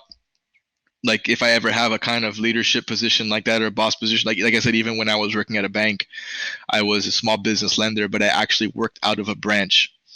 And I was one of the 2 or 3 officers at the branch. So when the manager and assistant manager were not there, like I was the unofficial boss Yeah. of the branch, like of all the tellers, overseeing the vault and everything like that. So those things help me be put in a position where it's like a boss has to like ride with his people. Yeah. Like I'm one of you guys. Like I've learned from other people. Like if you're the CEO of a company, like you don't need to put that you're the CEO of the company in the business card. Like introduce yourself as just a person in the company, and then if they find out you're the CEO later, that would help you out because they'd be like, damn, this guy's fucking down to earth. He's not someone that's like, oh, I'm the CEO, I'm the boss. Like, hey, it Yeah. kind of normalizes you a little bit.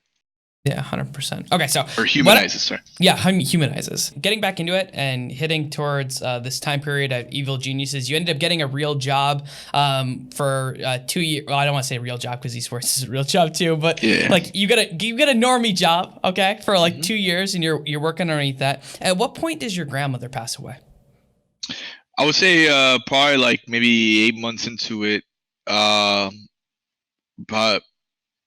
yeah, about 8 to 10 months into that job, because since I was there for almost 2 years. I know that when that happened, it took me almost 10 months to a year to transition out of my job into my new job and moving back from Dallas to Miami. And it included like saving money. Like my parents never helped me with finances, so I always had to like figure it out. Like I ended up using my Sky Miles from all my travel to buy myself a one-way ticket home. With my Sky Miles, the money I had saved, I used to get movers because I just had so much shit. I had to move my shit in my car and all that stuff because it was just more cost effective that way. Yeah. So yeah, like it took me almost a year to transition out. Do you That's do you why. remember when you found out? Like where were you at? What were you doing when you found out? Yeah, like I was at home, like after a day of work, and actually it wasn't that I found out that she passed away. It was more of my dad called me and told me that my grandma did not have much time to live, that she only had a couple days, and that I had 2 choices, which was either fly now to see her before she passed, or fly for the funeral. Because I was working a Jesus. real job, like I had no choice. You know what I'm saying? Like if I only have 2 days off from work, I have 2 days off from work, and if it was she could pass and it could take a week, I'd lose my job technically. So it was one of those, like it was kind of rough in that case. And like I asked my dad, and he said, it's probably better for you to come to pay your respects after and come for the funeral, because like she's not doing well, like she won't even really recognize you, kind of thing. You know what I'm saying? So it was one of those, like it was kind of a tough decision, but that's when it was like it really wasn't a decision. It was like life kind of made it for me. I could not get a cheap ticket. The bereavement policies on the airlines were not good, so it was just too much that I could not figure out what decision to make. So, life kind of made its decision for me. And that's when I realized that I don't want to be put in a position like that again. I'd rather try and control what I can with that as much as I can. So that's when I was like, well, all my family is a very small family, lives in South Florida. So I'll be around the area, whether it's Fort Lauderdale, where I'm at now, or Miami, or wherever. Like Yeah. I could just be a drive away. It's no problem. But being in a position where I can't drive, I have to pay hundreds of dollars to fly, and I got to take time off from certain things, like and they may not allow it. It's just, it was, kind of like just a bunch of stuff that I just did not like. And that's what really just forced me to kind of change my path of life again. So that Or must like have the hit, one that, yeah. yeah, that must have hit you really hard though. Like I can't imagine being in that situation and like you're very calm and kind of collective now. Were you calm and collective then? Because I would have been a fucking mess.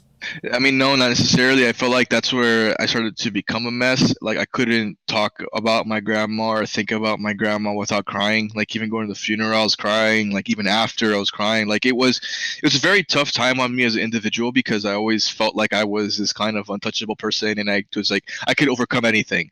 And this was one of those things that, like, you can't do anything about. So that's where I kind of go back to going to that Catholic retreat like soon after I moved back to Florida, because that's what allowed me to like spiritually like connect with my grandma and make a lot of peace with God and her, and just how I could have potentially come and seen her more. I, just the course of life, like I felt like maybe I was too laser focused on like proving my parents wrong or something, or doing what I wanted to do, that it did not allow me to, see the things that I potentially needed to, which is like family, and to try and look the other way and stuff. But it was a lot to go through at the time. So I even was like drinking a little bit at the time, but I stopped because I'm just not a drinker. I don't like it. So I like tried like, oh, let me go get fucked up a couple times. Didn't do anything for me. So I just stopped drinking. So it was like, it just brought me back to like family and religion. So it was more of like moving back home. Someone suggested a Catholic retreat from where I worked, and yeah, like it worked great. Like I can talk about it. No like I have emotion obviously, but it's Yeah. more of like proud emotion, not like sad kind of thing. You don't fall back into that grief of like Right. regret. Yeah. Yeah, it's like you make full peace with it. And then like my grandfather passed away, would say like 3 years ago, which is like maybe a year and a half after that. It was like obviously not an ideal situation, but it was like perfect in the case of like I even got to make sure I got to spend a little bit of time before he left. I got to grieve him properly, and then like everything was done, in my opinion, like the way it kind of should be done. So like I had no issues, no problems when it come to that. It was just paying respects and doing everything the way that person should do it, and you trying to be like a pretty good grandson or son or whatever the case may be. Yeah, and so kind of looking at that, you kind of had an abrupt stay out of esports at that time, okay? And that's kind of where I'll go back to. And I think that a lot of people might have been surprised that you weren't really involved with esports that much. Was that intentional after EG, or was it just a combination of like a lot of different things? Because you had 10 months where you could have been like you were working and you were trying to pay bills. Obviously, when your grandma passes away, it makes a lot of sense why you wouldn't get back in right away, because you're like, oh God, family is something that I really didn't value, and I value this, and I need to make sure that I am put in a situation so I can value this. Like, what happened in regards to gaming at that time? I mean, like I said, so I was still on like that Check Six kind of messing around team for a little Yeah. while. We played 1.6, but that was at the beginning of like my work stuff. And then when my grandma passed, I obviously took time where I did not focus on anything. I wasn't really on a pro team. But then that's at the time that Go came out. So Go had a rocky start in the sense Yeah. that the game was very bush league and that there was no real money in it at the beginning. So that's around the time that it was like I was in essence, life transitioned me out of it, because I was still like actively playing. Like I even made like the first ESEA LAN playing Go with my friends. Like the final, I think we ended up losing to like Complexity, which was like Nothing and Hiko and all those guys. But we made the online league in last place in the playoffs, and then we ended up like losing to the first seeded team. Yeah. We beat someone else and lost to someone else, but like we weren't bad. But yeah, I was going through so much shit, and it was funny because after that LAN, I actually moved to Miami like a month later. Like that was the like final LAN that I would be in Texas kind of thing. So I took it as like my farewell thingy, and at the other, like when I moved back to Miami, like the the scene was still not as developed. Complexity and maybe one or other team were getting paid at the time. Um, so it was just one of those things that it wasn't that I did not want to play. It was just that it was not like the timing, like. And then when I moved to Miami, like yeah, obviously that was tough, but I also got a new job, and my new job, when I got a job being a small business lender. I never worked at a fucking bank before. How did you get that job?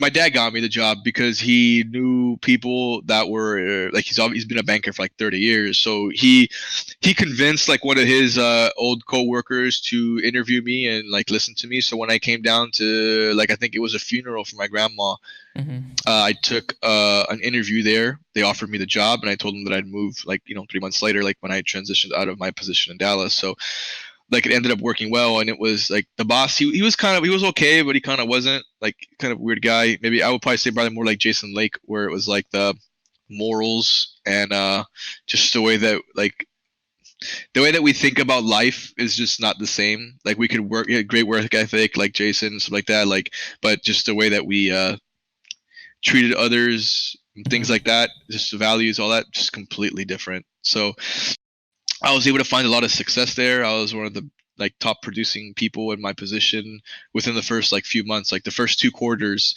in my job at this brand new job, I was like one of the top producing like small or like relationship bankers is what my title was at the time in production as far as like loans, deposits, all that shit. So And you the worst basically gave out performing. loans, right? Yeah, like, well, like I was the guy at the bank that did business loans. I didn't give personal loans; it was only business loans. So it's basically like I had to learn how to read, do cash flow, which is basically reading and analyzing the business tax returns of Hmm. companies for the last 2 years, and realize and finding out how much you could lend to them based on like their cash flow. So I did that. I opened up high yield money market accounts, lines of credits, things like that, but primarily for businesses. So like I service the business and commercial side of banking, where yeah, I did a little bit of personal banking, but it was more of like the guy who walked in and some people in my bank were busy. But I took care of pretty much like the sales side of things. Like that's why the guy gave me the opportunity, because what I was doing in my job at the staffing company, like I was a territory salesman, so I had to control all the related businesses in my zip code and manage the accounts and everything. So I basically used technology and brought a lot of like technological tools to the table to my job, which is why I got really good at my other job too. And then I brought those over, and those sales thought process Yeah. ideas to my branch, and that's what ended up making me and my branch, which was one of the the worst performing branches in the bank, into one of the best performing branches within like a year. Oh wow. Yeah, so it was like, like I said, work ethic. Like I spent most of my days working my ass off there from like 8 a.m., 7:30 in the morning to like 6 p.m. And then when I would get home, I didn't have time for Counter Strike because I needed to like sustain my job, right? So I'd go to my dad's house and ask him about stuff at work. I'd be reading banking books and stuff like that because I had, like I had to establish my job and be good at my job before I can consider other things. So once I got good enough at banking, that's when I started like looking at to like, okay, well, how can I get back into gaming? Okay, so when you look at you've got your banking down and you're looking to get back into gaming, you ended up looking to come back as a player. And so how many years did it take you to get down banking? Like 6 months, maybe Okay, something so like six that. months. And then once you get down banking, when you look back at gaming, what are you thinking about doing? Are you thinking about going back to become a player? Are you thinking about going back into coaching or management? What was your thought process there? My thought process was to, yes, do that. Like I wanted to become a coach or manager within a couple years after I did that, but I figured that the natural way of doing it would be to just come back, play, see what I could do, and then like naturally transition to the other. Um, it came up to like a very abrupt end, like I told you kind of earlier in Yeah. the talk about, they told me that, to come back, we can't wait. Like, so what happened was I was working at the bank, I was doing very fucking good. I was probably going to start getting offered assistant management positions to start managing a branch, like an assistant branch manager, Yeah. like even potentially getting into like corporate, like, very very high paying jobs. That's when I went to Warden's wedding. I was like one of the best men at his wedding, and that's when he started talking to me about like, trying to come back because he was coaching complexity and blah blah blah. I was like, yeah, yeah, like sounds like a good idea. Like you're the coach, Jason Lake, blah blah blah. 3 4 months later, with all the conversations, with all the bullshit they were feeding me of like, oh, these guys can't wait to have you. Like I Did had a couple offers. Like I was being talked to by, even like Liquid was talking to me at the time, and a couple other organizations were like very very interested in me. I wouldn't say like, I mean, I had a contract to like read over and look over, and if I wanted to go into Liquid, like we could have potentially looked into that, because James, GB James was the coach at the time, and he really wanted me to come back and play under their team. So I had options. Whether that option would materialize or not, I would have probably tried to pursue them or other options a little bit more to kind of hear them out. But just the fact that I was kind of fed that bullshit by Jason Lake and Matt, like, oh, we can't wait to have you back. Like, I'm the coach, did Jason's the you ask owner. if Like, things had changed though? Like you went through all this bullshit for so many years, dude. Or was it like that new relationship honeymoon phase where like, oh my God, it's so great, it's wonderful here, and you kind of fell into that? No, it was like that with Matt because I figured, okay, well, if the game is more structured nowadays, if Yep. you're the coach slash manager, I don't have to deal with Jason. And since we've been through it all, like you'll be my layer of protection between like management. Unfortunately, Matt was going through a lot of personal things after that. So he was more non-existent, and I definitely excuse him because the personal things that he was going through Yeah. was tough for him to be a coach and like a backup for me there. But I still like get mad at him because he knew exactly what was going on. Like he knew the players hated me. He knew that the players did not want me on the team. He knew that I really did not have 6 months to like get better, like they told me. So him knowing me and the history that we have, he knew better. That's why I hold them accountable a little bit there because he knew that if I knew this information, I would have never put myself in there because I'm such a guy, like just how we talk now, like how I like my teammates and I hate the opponents. Like, why would I Yeah. step into a situation with people that don't like me or don't want to play with me, right? Like, why would I, someone who is all about camaraderie and friendship and teammates, go into a situation where I'm basically forced down people's throat? Like, it just doesn't work for me. I've had the most success when it comes to like gaming in this country. So when it comes to Counter-Strike, so like Yeah. I know kind of like the mindset of what you would need to have like a team game in Counter-Strike to be successful. It's like I would have told you no. And anybody who knew me would have told me, wow, really? Like, yeah, Danny would never be successful in something like this. But like, yeah, that's where I hold them. And then Jason obviously knew a lot more, and Yeah. he like got leveraged out by some of these players eventually. Like after 1 month, these players said, well, you know what, we don't want to play with Danny, and we actually three are going to like leave the organization and like fuck you over of your like pro league spot or e-league spot at the time if you don't cut Danny. So Jason like just fucking cut me. Like he turned his back on me instead of like cutting those three kids who he ended up like cutting all of them within the next couple months. Like none of those four players except Def, who was a good guy. Like Def's a good guy. We had good conversations. Like I don't think Def necessarily wanted me gone, but like he was kind of the new guy in there. Like he knew I needed to work on stuff, but he also knew that I was not given a fair shot. He knew I was fucked over by like guys like Shinobi, RYX, Roka, like those dumbasses. Like they're just pieces of shit. Like look where their careers are now, right? Like Shinobi to this day is getting fucked over. He got fucked over by Riot Squad the other day. Like Karma's a fucking bitch. Roka, like look at his career. Karma's a fucking bitch. So it's one of those things that like I did not have to play the bad karma there. Eventually would have, but Jason like knew that like if he just stuck by me, we would have probably eventually built a winner like I'm building here with Lazarus. So it's like he turned his back on me, and so you know what, like no problem. Like you're the one that put me in this position. You're the one that set me up to fail. And the moment that you could have showed a hair of loyalty to me, you just fucking called me and shipped me home. And the problem too is I was also promised to be like they told me that I was supposed to get a good computer. Like I was playing Counter-Strike Go, trying to make a comeback, playing against guys like fRod, which mind you, I wasn't doing that bad. Playing with 120 FPS because my organization promised me a new computer and did not send it to me. So I thought that being a 1.6 player and being a little ignorant in that case, I thought 120 FPS was pretty good. Like you could max FPS 100 in 1.6, right? Like it's like why would I think that you could do 200, 300 FPS, right? Like I'm a new Go player. No one told me. My organization never gave me the computer they promised to give me. My contract started January 1st, which would have given me enough time to quit my job and give my 2 weeks notice and whatever. Yeah. They forced me to start playing with them December 15th, which was when my bosses at work left the country or like left the state to like go take care of their like So they you had had to take vacation. care of everything.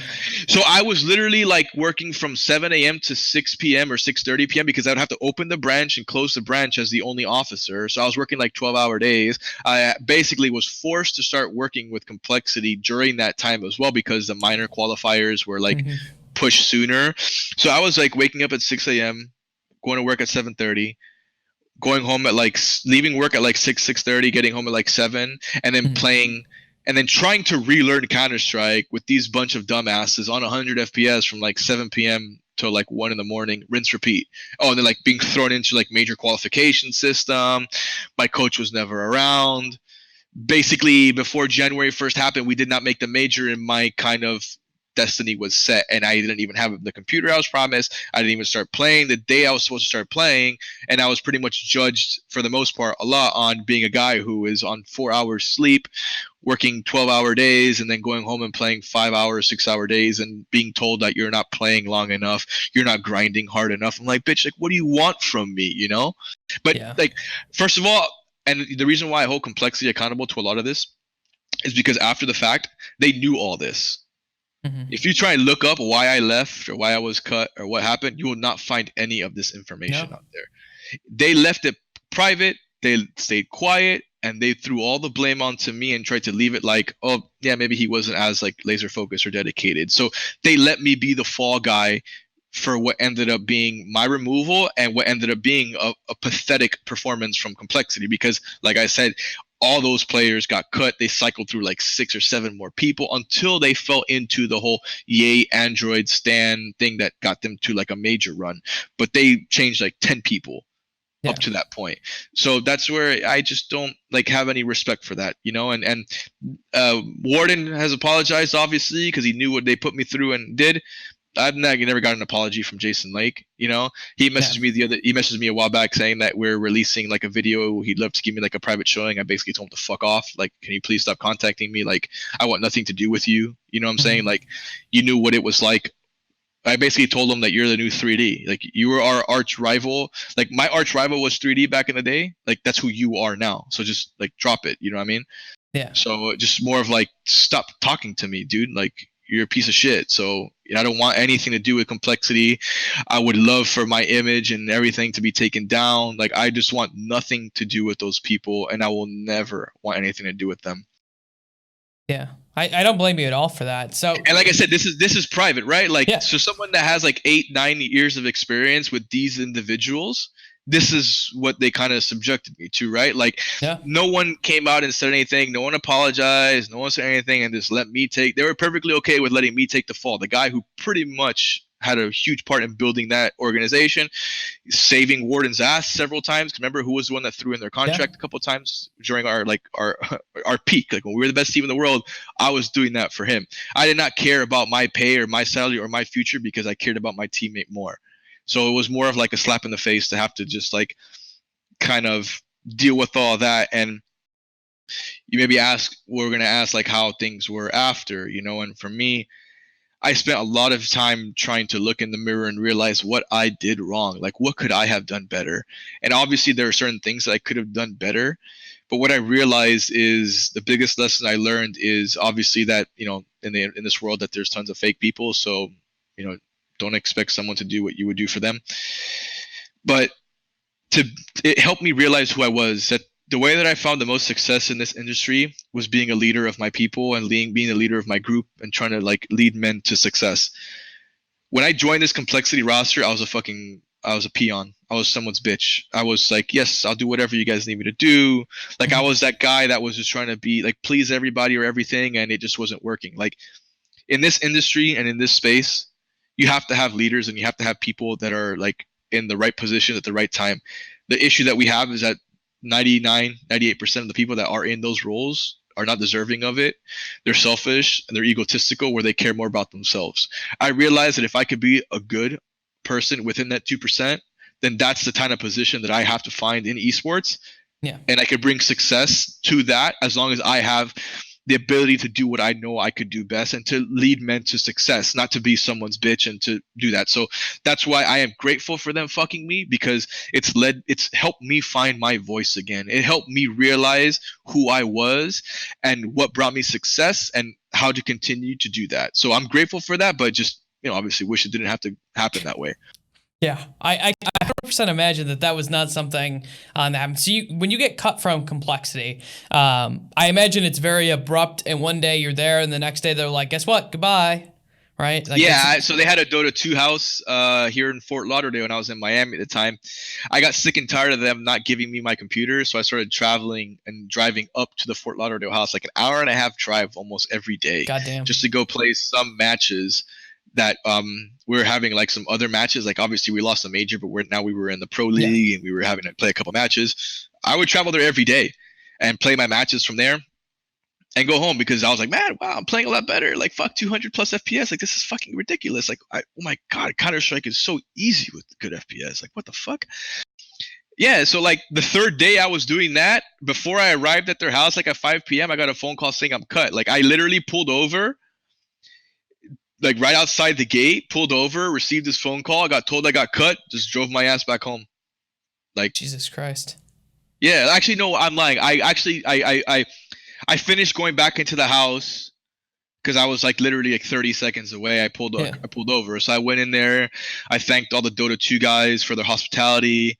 I told them I just got cut. Like I was obviously pretty emotional at the time, and then they told me that I was welcome to like stay there and hang out with them for a few hours. So I ended up talking to a few of the guys, had a drink, and then I went home. But like I was cut, like my dreams were shattered there, right? So like, what am I supposed to do? So you get cut. You come back in after being in retirement. You're working in banking, doing small business loaning. You get this opportunity to come back to Complexity. It's almost like your revival. You're coming back in. There was a video that was a little bit cringe. I won't lie. A video. Yeah, it's very scripted by them, which is like I was pissed off by doing it. Like I regretted it so bad. That's okay. We all have those bad moments in our life that we have to deal with. That is what you're gonna have to live with. But this comeback doesn't really work out, and you were set up for failure. And then you abruptly get cut, and this comeback you thought might have been possible is just shattered in front of you.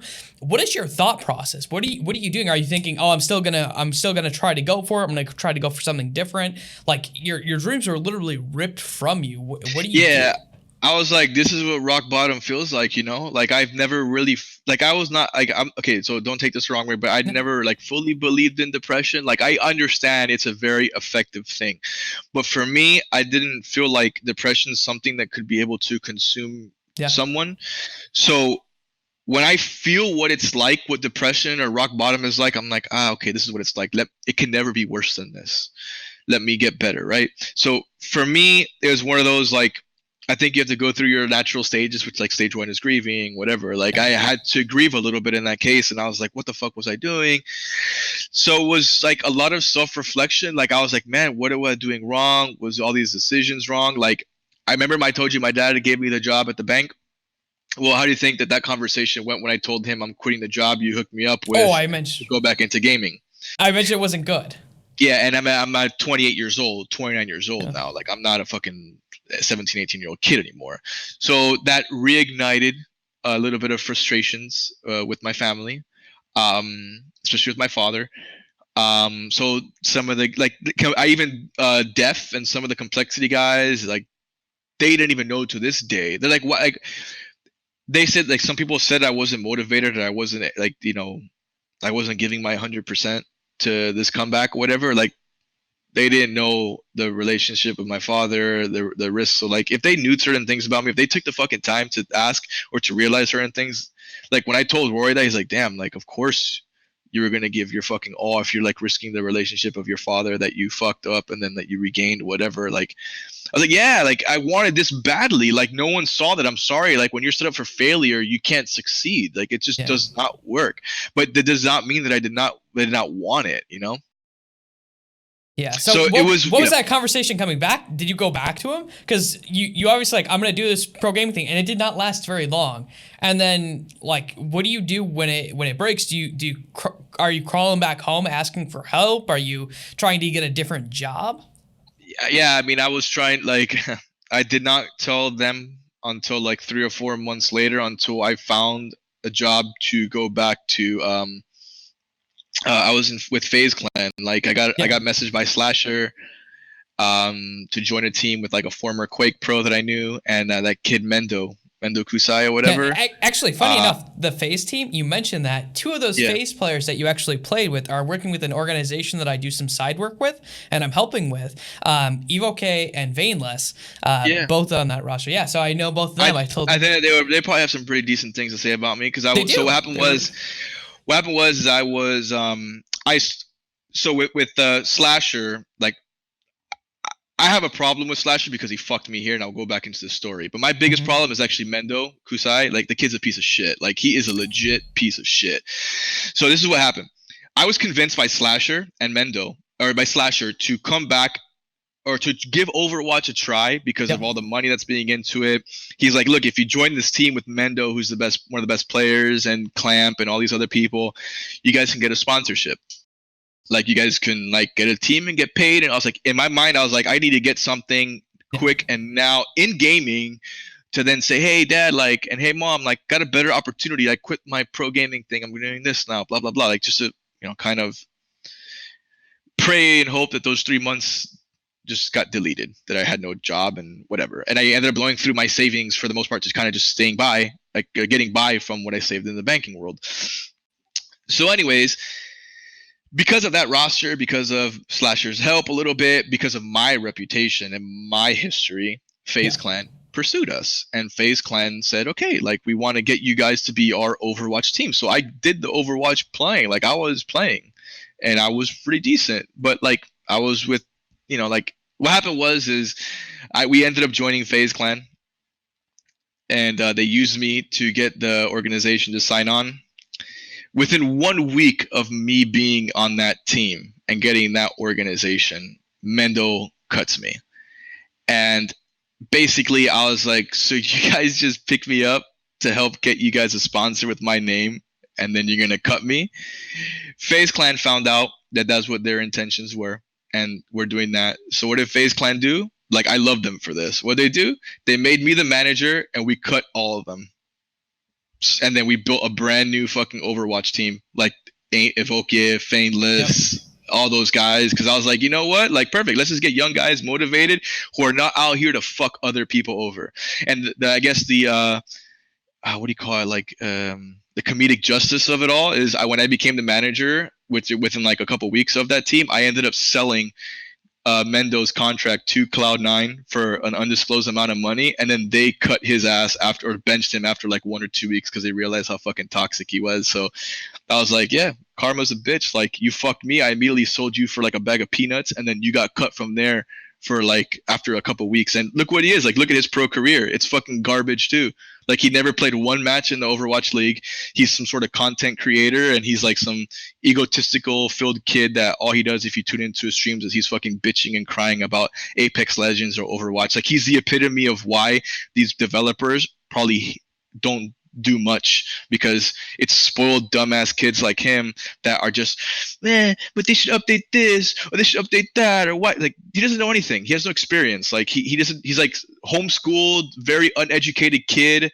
Like, I don't want to get into it too much, but like, he's just not a bright individual. He's like I said, he's like probably dropped out from high school at like 16, 17 years old. Like, he's just so like, and obviously he thinks he's God's gift to Earth with zero accomplishments. So I just don't got time for people like that, That makes sense. So how long did you stay with Faze Clan? Because I didn't actually know that you were a player for Faze Clan, because it just says manager and all the stuff that I had found. Yeah, because I was there for 1 week, and so Mendo fucked me. Yeah. So I ended up staying with them for about 1.5 years. Like, I became the Overwatch manager. Then I was the esports manager, where I was managing all the Call of Duty team's expenses. Like, I was paying for their house bills. I was making sure that all their things were current in Call of Duty. I was traveling out to events to take care of the Call of Duty guys. Like, I had a relationship with Clayster from when he was on Complexity Call of Duty, and he knew who I was. So like, we had great relationship. Like, the benefit of being someone like me that accomplished what I did in Counter-Strike is that my experience and my accomplishments would transcend to other games, where I at least get the respect of other pros from other games. So I could be a manager for another video game where they would respect my voice and my outlook on a game. So it worked out great. Like, I was managing them. I was also helping the Counter-Strike team when they lost their manager, and Robon was their coach. They wanted me to step in to be the manager, and I said I want to stay being the esports manager for all of it, and then I'll just help empower Robon to be like coach / manager. So that was, like, I've known Robon for a very long time, so like, it was great. Like, I loved being with Faze Clan. Like, it was an amazing. That's why when I knew what was going on with Tfue and I was like, this is a bunch of bullshit that's going on. Like, like, I'm sorry, but I'm on Faze's side here, not because I work with them, but because don't sign something if you don't agree, if you don't plan on like with Honoring like honoring it.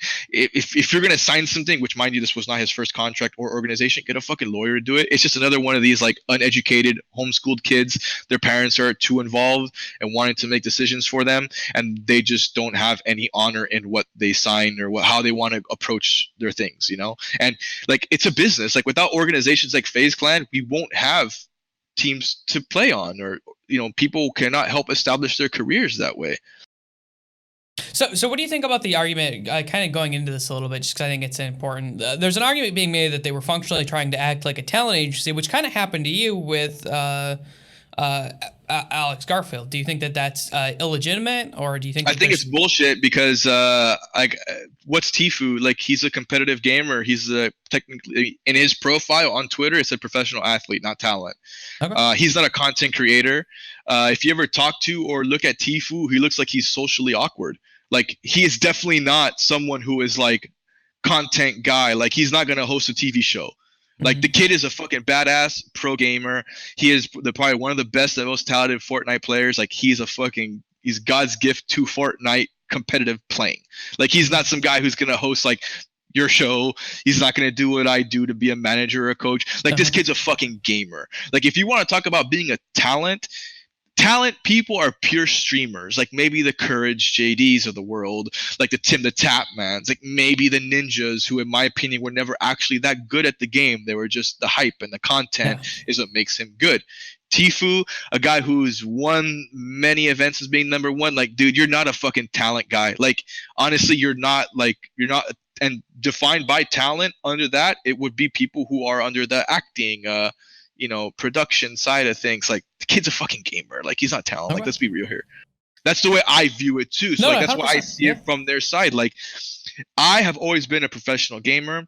I don't necessarily agree with being called an athlete, but call me an e-athlete if you want.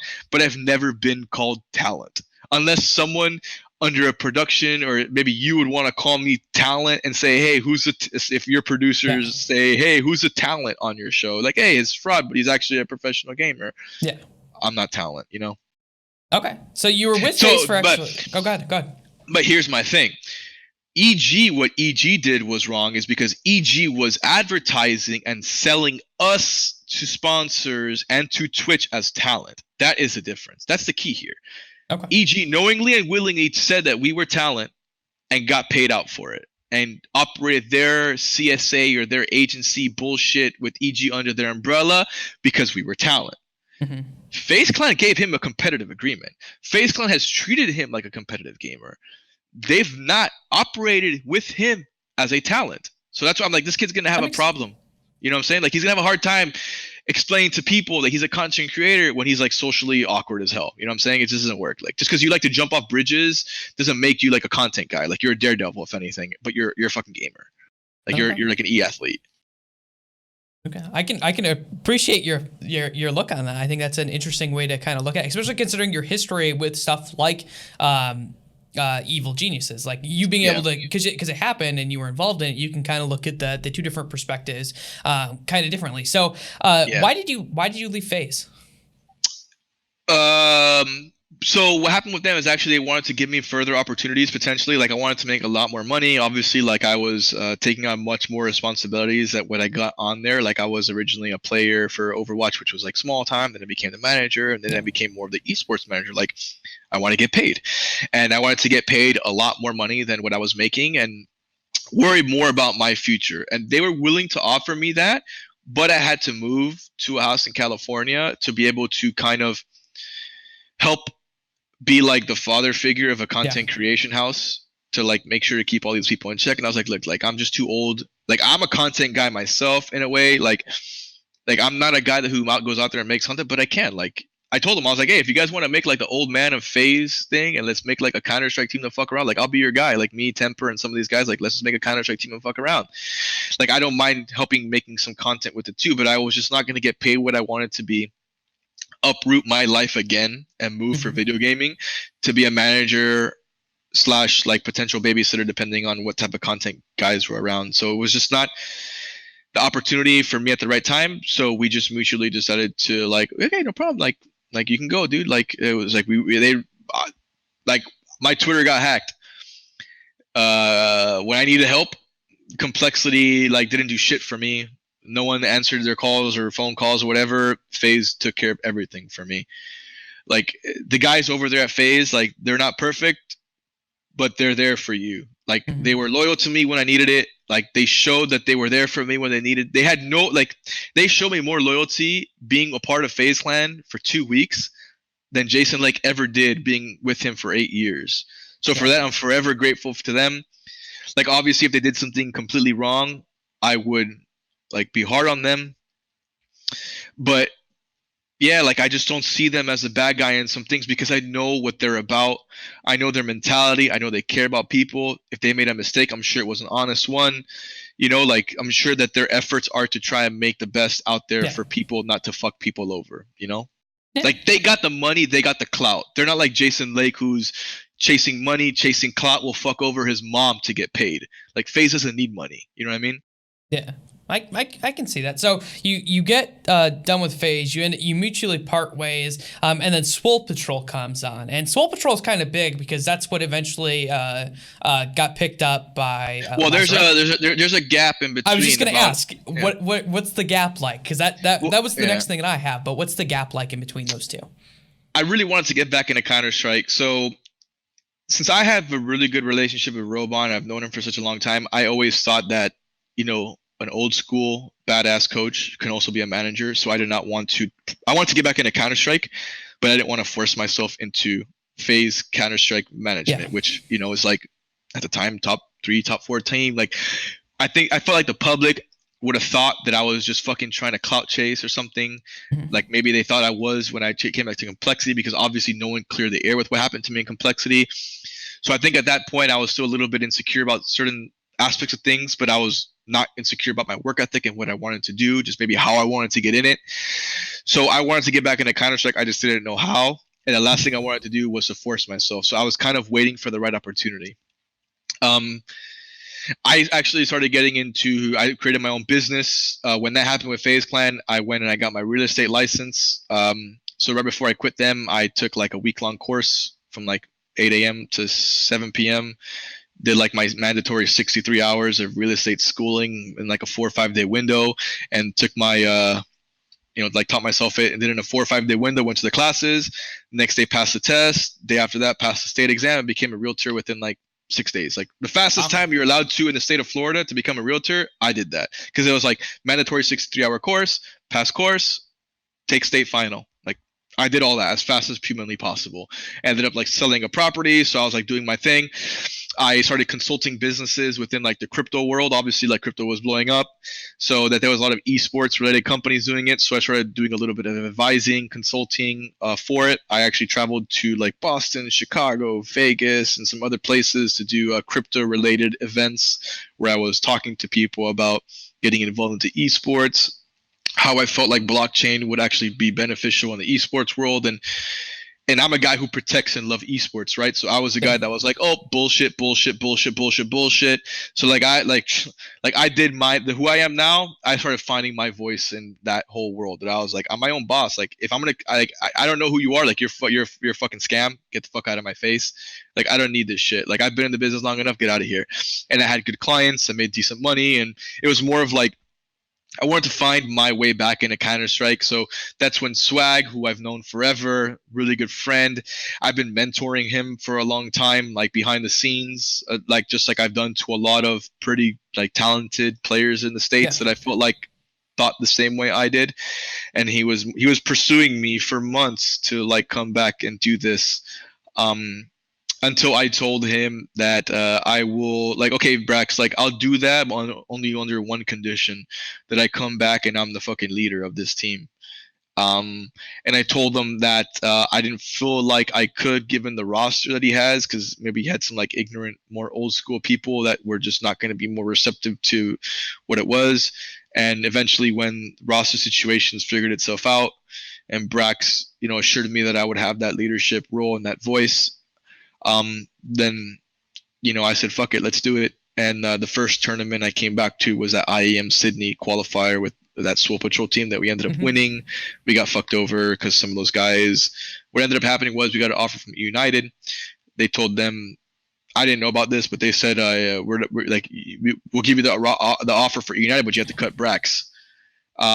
They said okay, fine, no problem. They ended up like just grabbing the IAM Sydney spot, and the core went to United Yeah. and basically took our IAM Sydney spot, left me, Brax, and Sam out in the cold. Like they asked me to join them, but I declined because I was not gonna fuck over Brax. Like, Yeah. I came back for Brax, so I turned down the United coaching offer to stay with like an unorganization SWO patrol, and to say fuck it, we'll figure it out, brother. Like I saved some money. I have like my own little business, kind of like doing my side thing. Like I don't play this for money, so like I play this for winning and to help. And in this case, I'm motivated to bring Brack success. Um, so it's all about bringing you success, not about the money. I've told these guys that the people who make the most in this game are the people who win the most. So the Yeah. people who are too focused on winning money in FPL or getting paid the highest salary are the biggest idiots. Because if you just win a couple tournaments a year, you'll easily make more money than anybody, regardless of your salary. Yeah.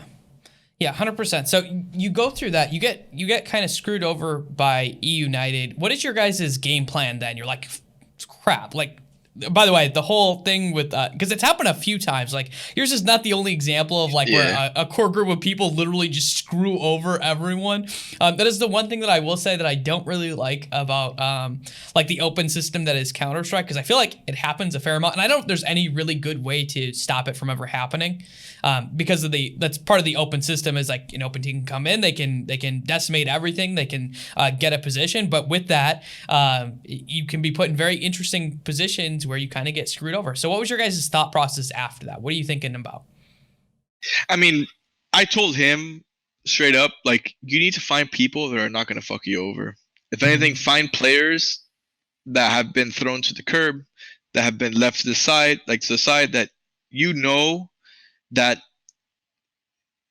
they have a lot to prove. Yeah. And that fucking someone over is like behind them because they're focused on revenge or something like that. You know what I'm saying? Like I could channel that motivation properly, because that's part of how me and my guys became the best players and teams in the world, because we were all unwanted individuals from our previously good teams, and we bound together and we became who we were. So same thing I see with like Infinite, someone who got an offer from Cloud9. Someone came out and said something that he said a long time ago just to try and fuck him. He got fucked over. Zelsis went to Cloud9, didn't have the best experience, got cut because the players are dumbasses over there, and this is a whole other topic. Like the core of that team is just completely rotten, from like the core players to the coaching and management. Like it's a big. We talk about the old boys club. Like that's another circle jerk. That whole Cloud9 core is a big circle jerk. That's why they are what they are. But anyways, Sub Rosa cut from Ghost, labeled as a fucking cheater.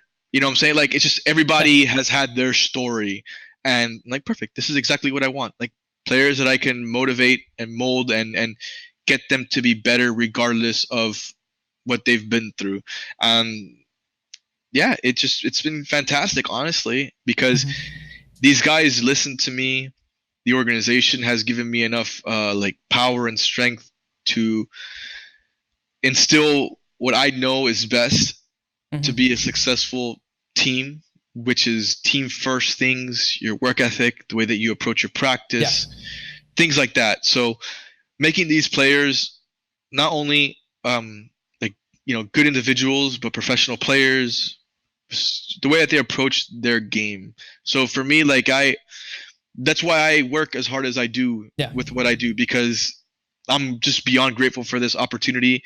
Like I would work as like, this is the same work ethic that I would have for anybody. It's just I've learned that, at least from the whole complexity stuff, I need to lead by my actions more than by words. Which is why like I hit the death match in these mornings all day. Like there's a death match that has the ELO of all the pro players. Like I'm always top 2, top 3 in the ELOs of the DMs, because like that's all I have. I don't play FPL. I don't have that shit. So it's like I can only brag what I got, and it's the ELO of a warm-up server for deathmatch. But I use it as a motivational tool for my players, where I say, if my ass is up there top 3, top 4, like they're winning that half month of, because it just reset now on the 1st of the month and the 15th or 16th of the month. Like I need your asses out there too. Like I need people. I do what I can to motivate my players, because I feel like that's the way to do it. the way like lead by example, not by your words. It's like command respect, not demand respect. Yeah, So exactly. So I have a question for you. Did E United not want Swag because of the ban? Is that why they didn't take him? yeah, I think they wanted to try and compete majors. They wanted like United, as from Yeah. what I understood, like the organization did not want to have Brax, and then the couple players were like, no problem. We'll fuck Yeah. over Brax. I was like, well, he's the one that gave you the opportunity a few weeks ago to be on our team. We won IEM Sydney, and then that was the only like success those players had. And then, you know, they got a really nice offer for it, that the offer actually should technically come to us or to me, and I should have been the one that says no, like fuck you then, United. Because it actually turns out, and funny enough, those same three players, or one player that was kind of leading the pack at the time, Yeah. also got the offer from Lazarus. He told Lazarus to fuck off.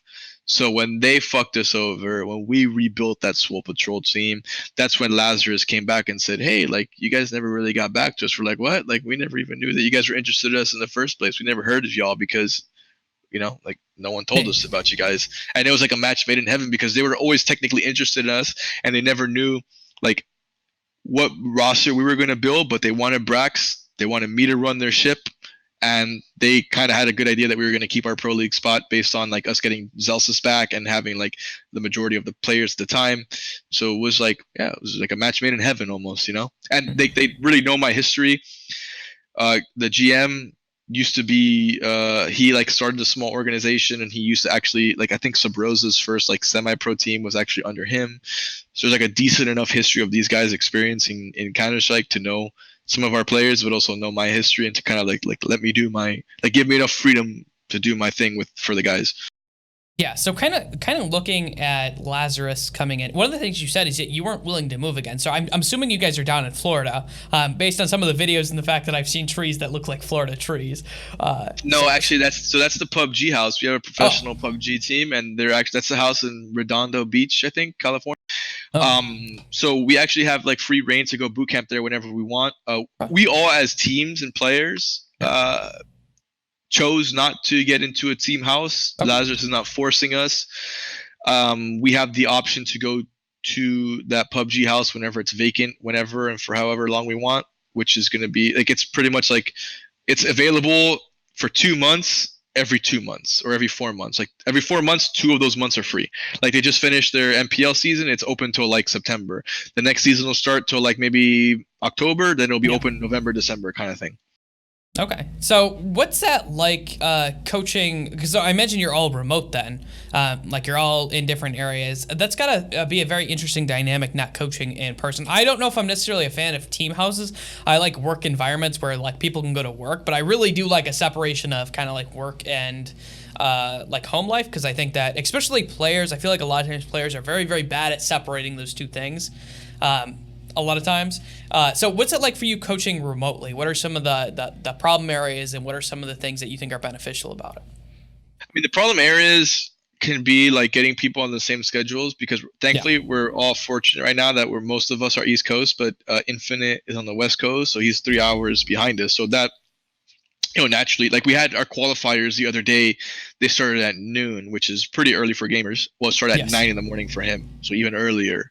You know what I mean? So that's probably the hardest part, because I would think that like I'm on TeamSpeak 24/7 pretty much. Like if I go to sleep for those 4 hours in a day, I mute it. So like I'm one of those guys that like I'm online all the time. Like if practice starts at 4 o'clock and goes on till 10 o'clock, like I'm on after, I'm on before, and we come on, we can play together, we can go through like VODs together, we can talk about our upcoming match together, things like that. So like I am one of those guys that my goal, like if I could be a coach and I can make my player a little bit better, I've already succeeded, because in my day we had no coaches. In my day, I had to do all the reviews. We had to do all the work ethic. Like our work ethic was second to none. Like every single time we played matches, we watched them after. Every time we won or lost a tournament, especially when we won, we watched the VODs and innovated and came with new strategies, and we boot camped once a quarter, everything. Like So that's why I'm like, you guys are lazy now. You guys have coaches to do all that. Okay, no problem. I got you. But you guys better fucking work hard because I'm not Yeah. going to spoon feed you this information for you guys to just walk your asses in bed. Like I expect people like I understand times are different, but I still want people to give me their all. So that's where I come into play of like practice starts at 4, practice ends at 10. Well, I want people on before and after practice as well. Roll in, roll out, but like we're trying to build like the camaraderie and the family environment within within the players, and I'm not trying to be like a manager like that. I'm trying to be like I'm actually trying to find my balance more of being a regulator and a friend to them. So my friendliness comes from my experience, me being down to earth with them, playing with them. Like, you guys want to fuck around? Like, let's play 3-on-3, 2-on-2, 1-on-1, no problem. Let's play a pug. But it comes down to like, you're misbehaving. Like you guys are talking too much shit now. You guys are fucking around. Like there comes like that's where I'm getting a good balance of, but it comes down to respect. And if I have the respect of these players, which I know I do by not only my experience, but by my work ethic and by what I do every day with them, then I could say what I need to say when I have to say it. And that's all that I care about because my voice is not going to be stripped from me. And even if it does, I don't give a shit. Like the other day, I remember we had some comments. People were yelling. I yelled at everyone. I told them I don't give a fuck. My voice is law. I just left the voice because I'm like, I don't care. Conversation's done. Like I like if immaturity or hatred has to come anywhere, it has to be directed towards me. I don't want hatred directed at the players within each other. I don't want animosity built within each other. I'd rather take it and then filter it out. But I'm not gonna put up with some of the bullshit that stems from lack of respect for each other. That's what I told them. I was like, in my dojo, number one rule is respect. That's what I tell them. So if they don't operate with that and they don't lead with that, their arguments aren't valid from number one, regardless of what it is. If you don't come with respect, it's pointless.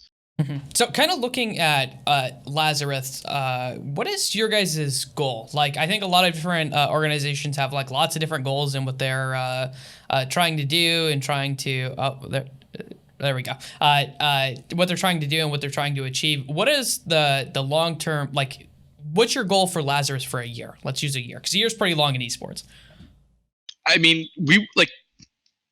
my goal will be to get into like the top 20, top 30, I would say. I want to establish ourselves because basically the way I see it is we're a team that was ranked 1,000. Like we were nobodies. Yeah. So the fact that we're ranked like 48th or top 50 right now is pretty good accomplishment in the short amount of time that we've been together, which is because we won the IEM City thing, which would have given us huge points. United took that.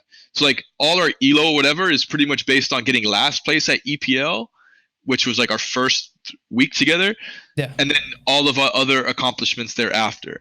So if we've been able to get to top 50 with all of that in this amount of time, it's I know that I could build a winner like that. And if the guys buy in and they slowly see the success coming, they'll eventually buy into the full program. So for me, on a personal level, if I can get the guys to buy in and continue to believe, that would be a personal goal of mine, because I know that if they buy in and they truly believe and they let me do my thing, we will get top 20, top 30. Like it's a given. We will be there. Whether we can break the hurdle of being one of the better teams in the world, whether we can go out there and win a big event, that comes at a different moment in our trajectory.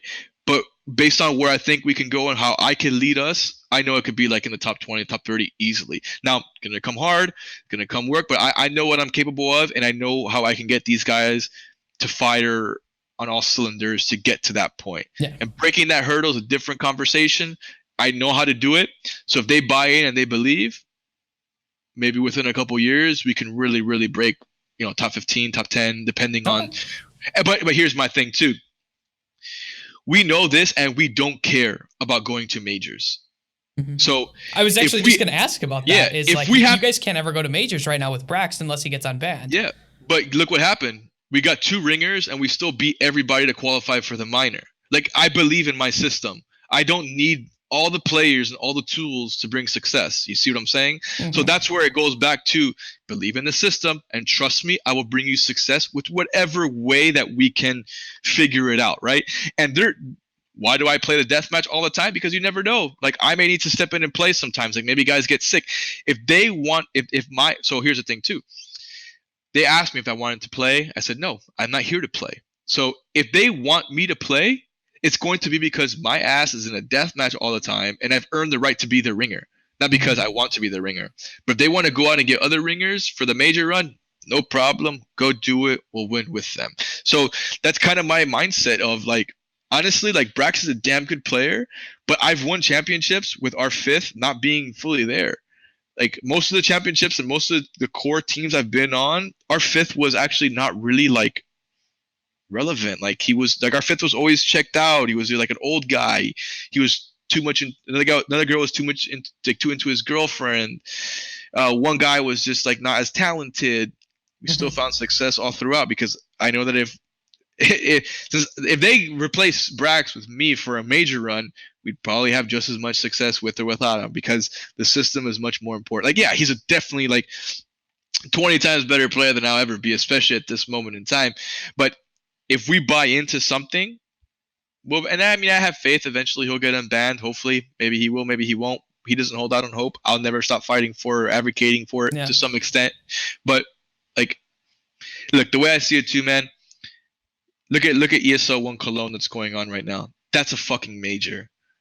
When you have the best teams in the world in one building, that's a major. I've won tournaments that were labeled majors because every team and their moms were there. Yeah. So when someone says, "Oh, we have a major," and the reason why we call it a major is because we give out stickers, like that's bullshit to me. Like when you have a failed qualification system where the actual best teams of their country do not make it there, and there's no chances for like storylines of like the fifth or sixth best team in your country to actually make it and to be a top team, and you're basically handing out free stickers to the top 10 organizations that you like all circle jerk each other. It's not a major. It's a fucking circle jerk fest. Like who's gonna win? Like I don't give a fuck about stickers. And if players obviously the players who quit us from before are more motivated to get stickers and go to majors than to actually find success, and that's on them. You know, like I said, success is measured by winning events, not by winning like what other people deem as majors. Okay, so kind of going into that, I think that's. To be honest, that is basically covers the list of questions. I think we've covered your life pretty well. Is there anything else you wanted to add that maybe I forgot to go over or I didn't mention? But I think we've covered almost everything about your life. No, I mean, like I think, you know, a lot of things, what I want to say is that, you know, I appreciate you bringing light to a lot of these things because, you know, when I was coming up, I preferred to be that mysterious person because I'm not someone that likes to bring light to the negativity or to how I got there. I'd rather people just be like, damn, I don't know how the fuck fRod's the best, but he's the best. But I started realizing over time that, you know, like I obviously knew this, but the truth shall set you free. So it's one of those things that I'd rather be more honest and hope. Like I've always been someone that's given lessons. Like even when I was 17, 16 years old, like I was giving lessons to other players and aspiring pros. Like I've always been someone that's more like you know how Tfue claims that he wants to better the community. It's like yeah, sure, Tfue. Like what I've been doing and what I intend on doing is actually trying to help the community and help other pro gamers in the future. I've had conversations at universities, trying to help, you know, talk to parents and explain to them, don't do what my parents did. Actually get involved with your children's life. You know, gaming is not as bad as it was. See what they're doing. Don't be like that. I think that as long as like things like this are going to help bring a lot of attention, and hopefully it can bring a lot of traction, not only into negativity that some people have done and the bad that have some done, but the good that others have done. And, you know, taking the path least traveled can actually get you the most success. You know, so don't be afraid to go against the grain. Don't be afraid to go to truly believe in what you think that you're capable of. And no one, especially like that's not you, should be able to tell you what your capabilities are, you know? So that's kind of my thing. And I've always been someone who's been very, very like strong mentally. And I've gone through plenty of things enough where I could have been broken, but I always fell back on family and faith and religion and things like that to kind of when bad things happen to me, it's because it was meant to be, not because like I'm doomed, you know? Yeah. There's something better out there for me or something else for me, or wasn't in God's plan or something, you know, like that's where you believe in destiny and things like that. Like if you truly believe that you're destined for something, then you'll find that success there and you'll get it. And, you know, no one can deny you of those opportunities and what you're meant to do. So like if you're meant for greatness, like you're gonna attain it, like regardless of the obstacles that you encounter. Yeah. I can get behind that. So I do actually, there's one question I always ask my guests at the end of my show. And it's hard or easy depending on who you are. So you've had the experience being on the show. It's very unique, I think. I'm not just tooting my own horn there. I think it's very much different. But assuming that you could see anyone on the show that you would like to see, there's two requirements. They need to speak English because I'm uncultured and only speak English. And they need to be involved in esports in some aspect. It does not have to necessarily be CS. Doesn't have to necessarily be a player or coach or manager. It could be behind the scenes. It could be a different game. They just have to be involved in esports in some way. Who would you like to see on the show?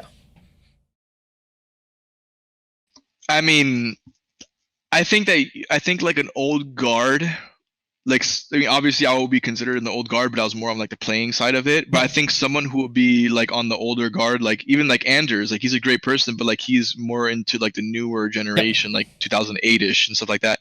I would say maybe someone like a Scoots, um, someone like Jason Lake, he's worthless. Garfield's worthless. Guys like that. Like I would say someone that's kind of old school in that mindset that knows the tournament side of things too, because there's a guy named Carmack out there. Okay. Carmack, I don't have a contact for him, but he's a guy who's been involved with like ESL for 15 years or so. I've heard his name before. I think. Yes, I think Anders might be able to get you in contact with him, but someone like Scoot, because Scoot's, obviously his name great, like people think it's because of the EG that he was known, but it wasn't. He was actually helped make Got Frag. Yeah, I actually had him on the show. It was a 3.5 hour episode, I think. Oh, okay. So like, yeah. Okay, so if you've had him, yeah, he's someone that I feel like you can get a lot of good insight from. Maybe like another guy like myself. I think that guys that would have been considered the best in their craft at some point. I think we all have a different approach. Yeah. I mean, like, okay, I think that we're all very similar in certain ways and how like passionate and dedicated we are, and like how cutthroat in certain things we are. Yeah. But I think you'll find how different stories and different things motivated someone to become. Like for me, it was probably, I would say, a mix of the hardships of my family and having a shitty org owner like Jason being my two biggest motivations to succeed. You'd never know what someone else's story was to be the best or what motivated them, and I think that the insight to a lot of approach and mindset is good, because I only give this juice to my guys that I coach, and I live and die for them, and I try and teach them lessons constantly, but it's only to those guys. I don't talk about this on a more public level. So I don't, maybe another coach, Zonic would be a good coach. He's someone that I actually won my first major against, Zonic. So like he's someone that I look up to, I admire in a way, but I'm like, Boyzone, I could be better than him. Like the results have shown. So when I got back into coaching, I admire him, and I'm like, I want to be like Zonic, but better, because I know I can. So it's like it's like I respect him, but I know I could do better and be better. So like that's why I definitely admire him, and I'm sure that he'd have like a very good insight, because he was someone who, I say that because like he was kind of like me, like he was someone who was competing for majors all the time and had a damn good team for a very long time, and he's being able to replicate the success. And when guys say, oh, this is why Astralis is successful, blah blah blah, I'm like, no, listen to me, pay attention to this part of it. And then the guy's like, oh shit, I didn't think about that. I didn't think about how the approach would go. I didn't think about how building like the structure is much more important, because like here's an example. Someone like Astralis, like how do you becoming the best team in the world is probably a part of a mystery, because maybe teams don't know how to play against you properly, whatever. The most difficult part is staying the best team in the world. Yeah. And staying the best team in the world is something that my team was able to do for a little bit of time, and something Astralis was able to do for a lot longer. It's based on the foundation that you have and being able to adapt from the foundation, because you want to work smarter, not harder. Yeah. And when you're the best team in the world and you have all the eyes looking at you, you have to constantly innovate and you have to constantly change your ideas. People think, oh, Astralis is creating brand new, completely innovative strategies. I'm like, no, they're not. They're just editing and customizing what they do as a base to a specific opponent. And that's what allows them to have immediate success against there. But it also goes back to their work ethic and their practice, because if they have one specific strat on one map that they can customize against every single team in the world, it looks different. Their strat book looks versatile, but it's actually practically impossible to have 30, 40, 50 strats per side, per map, per team. So it's like working smarter, not harder. Like I said, being a step ahead of your opponent like that. Yeah. I fully get behind that. I like that. I think that those are good choices to have on the show. I don't do shout outs, but if you want shout outs, you're more than welcome to have any. I mean, just to I appreciate you for bringing me on. For Lazarus, for making that possible. Logitech, one of our big sponsors. Just a shout out to all the fans out there that would stick through this long interview. I know it's very lengthy and long, but I really hope that you guys can see it, because there's a lot of information here that maybe I've unfortunately have not been so public about some things, but as you guys may understand or realize now through this video, why certain things were what they were. And I'm a very approachable person. I just don't I'm not out there, what I'm saying? So if people have issues, people have questions, I'm always drop me a line, I'm around, So for me, like I said, I'm actually truly invested in the longevity of esports. And for me, someone that's been on the playing side, now coaching and managing as well, you never know if ownership at some point maybe in the books for me. But for me, I actually do want to stay involved in esports and do something good with it. So as long as I can find my way and my voice in here, I'm cool with whatever position I have, Awesome. Well, thank you so much for your time. I appreciate it, Danny. You've been a wonderful guest. It's been a lot of fun having you on the show. For all of you out there, this has been Deep Dives into the Minds of Esports. My name is Blake Panashevitz, and until next time, I hope you all have a wonderful day.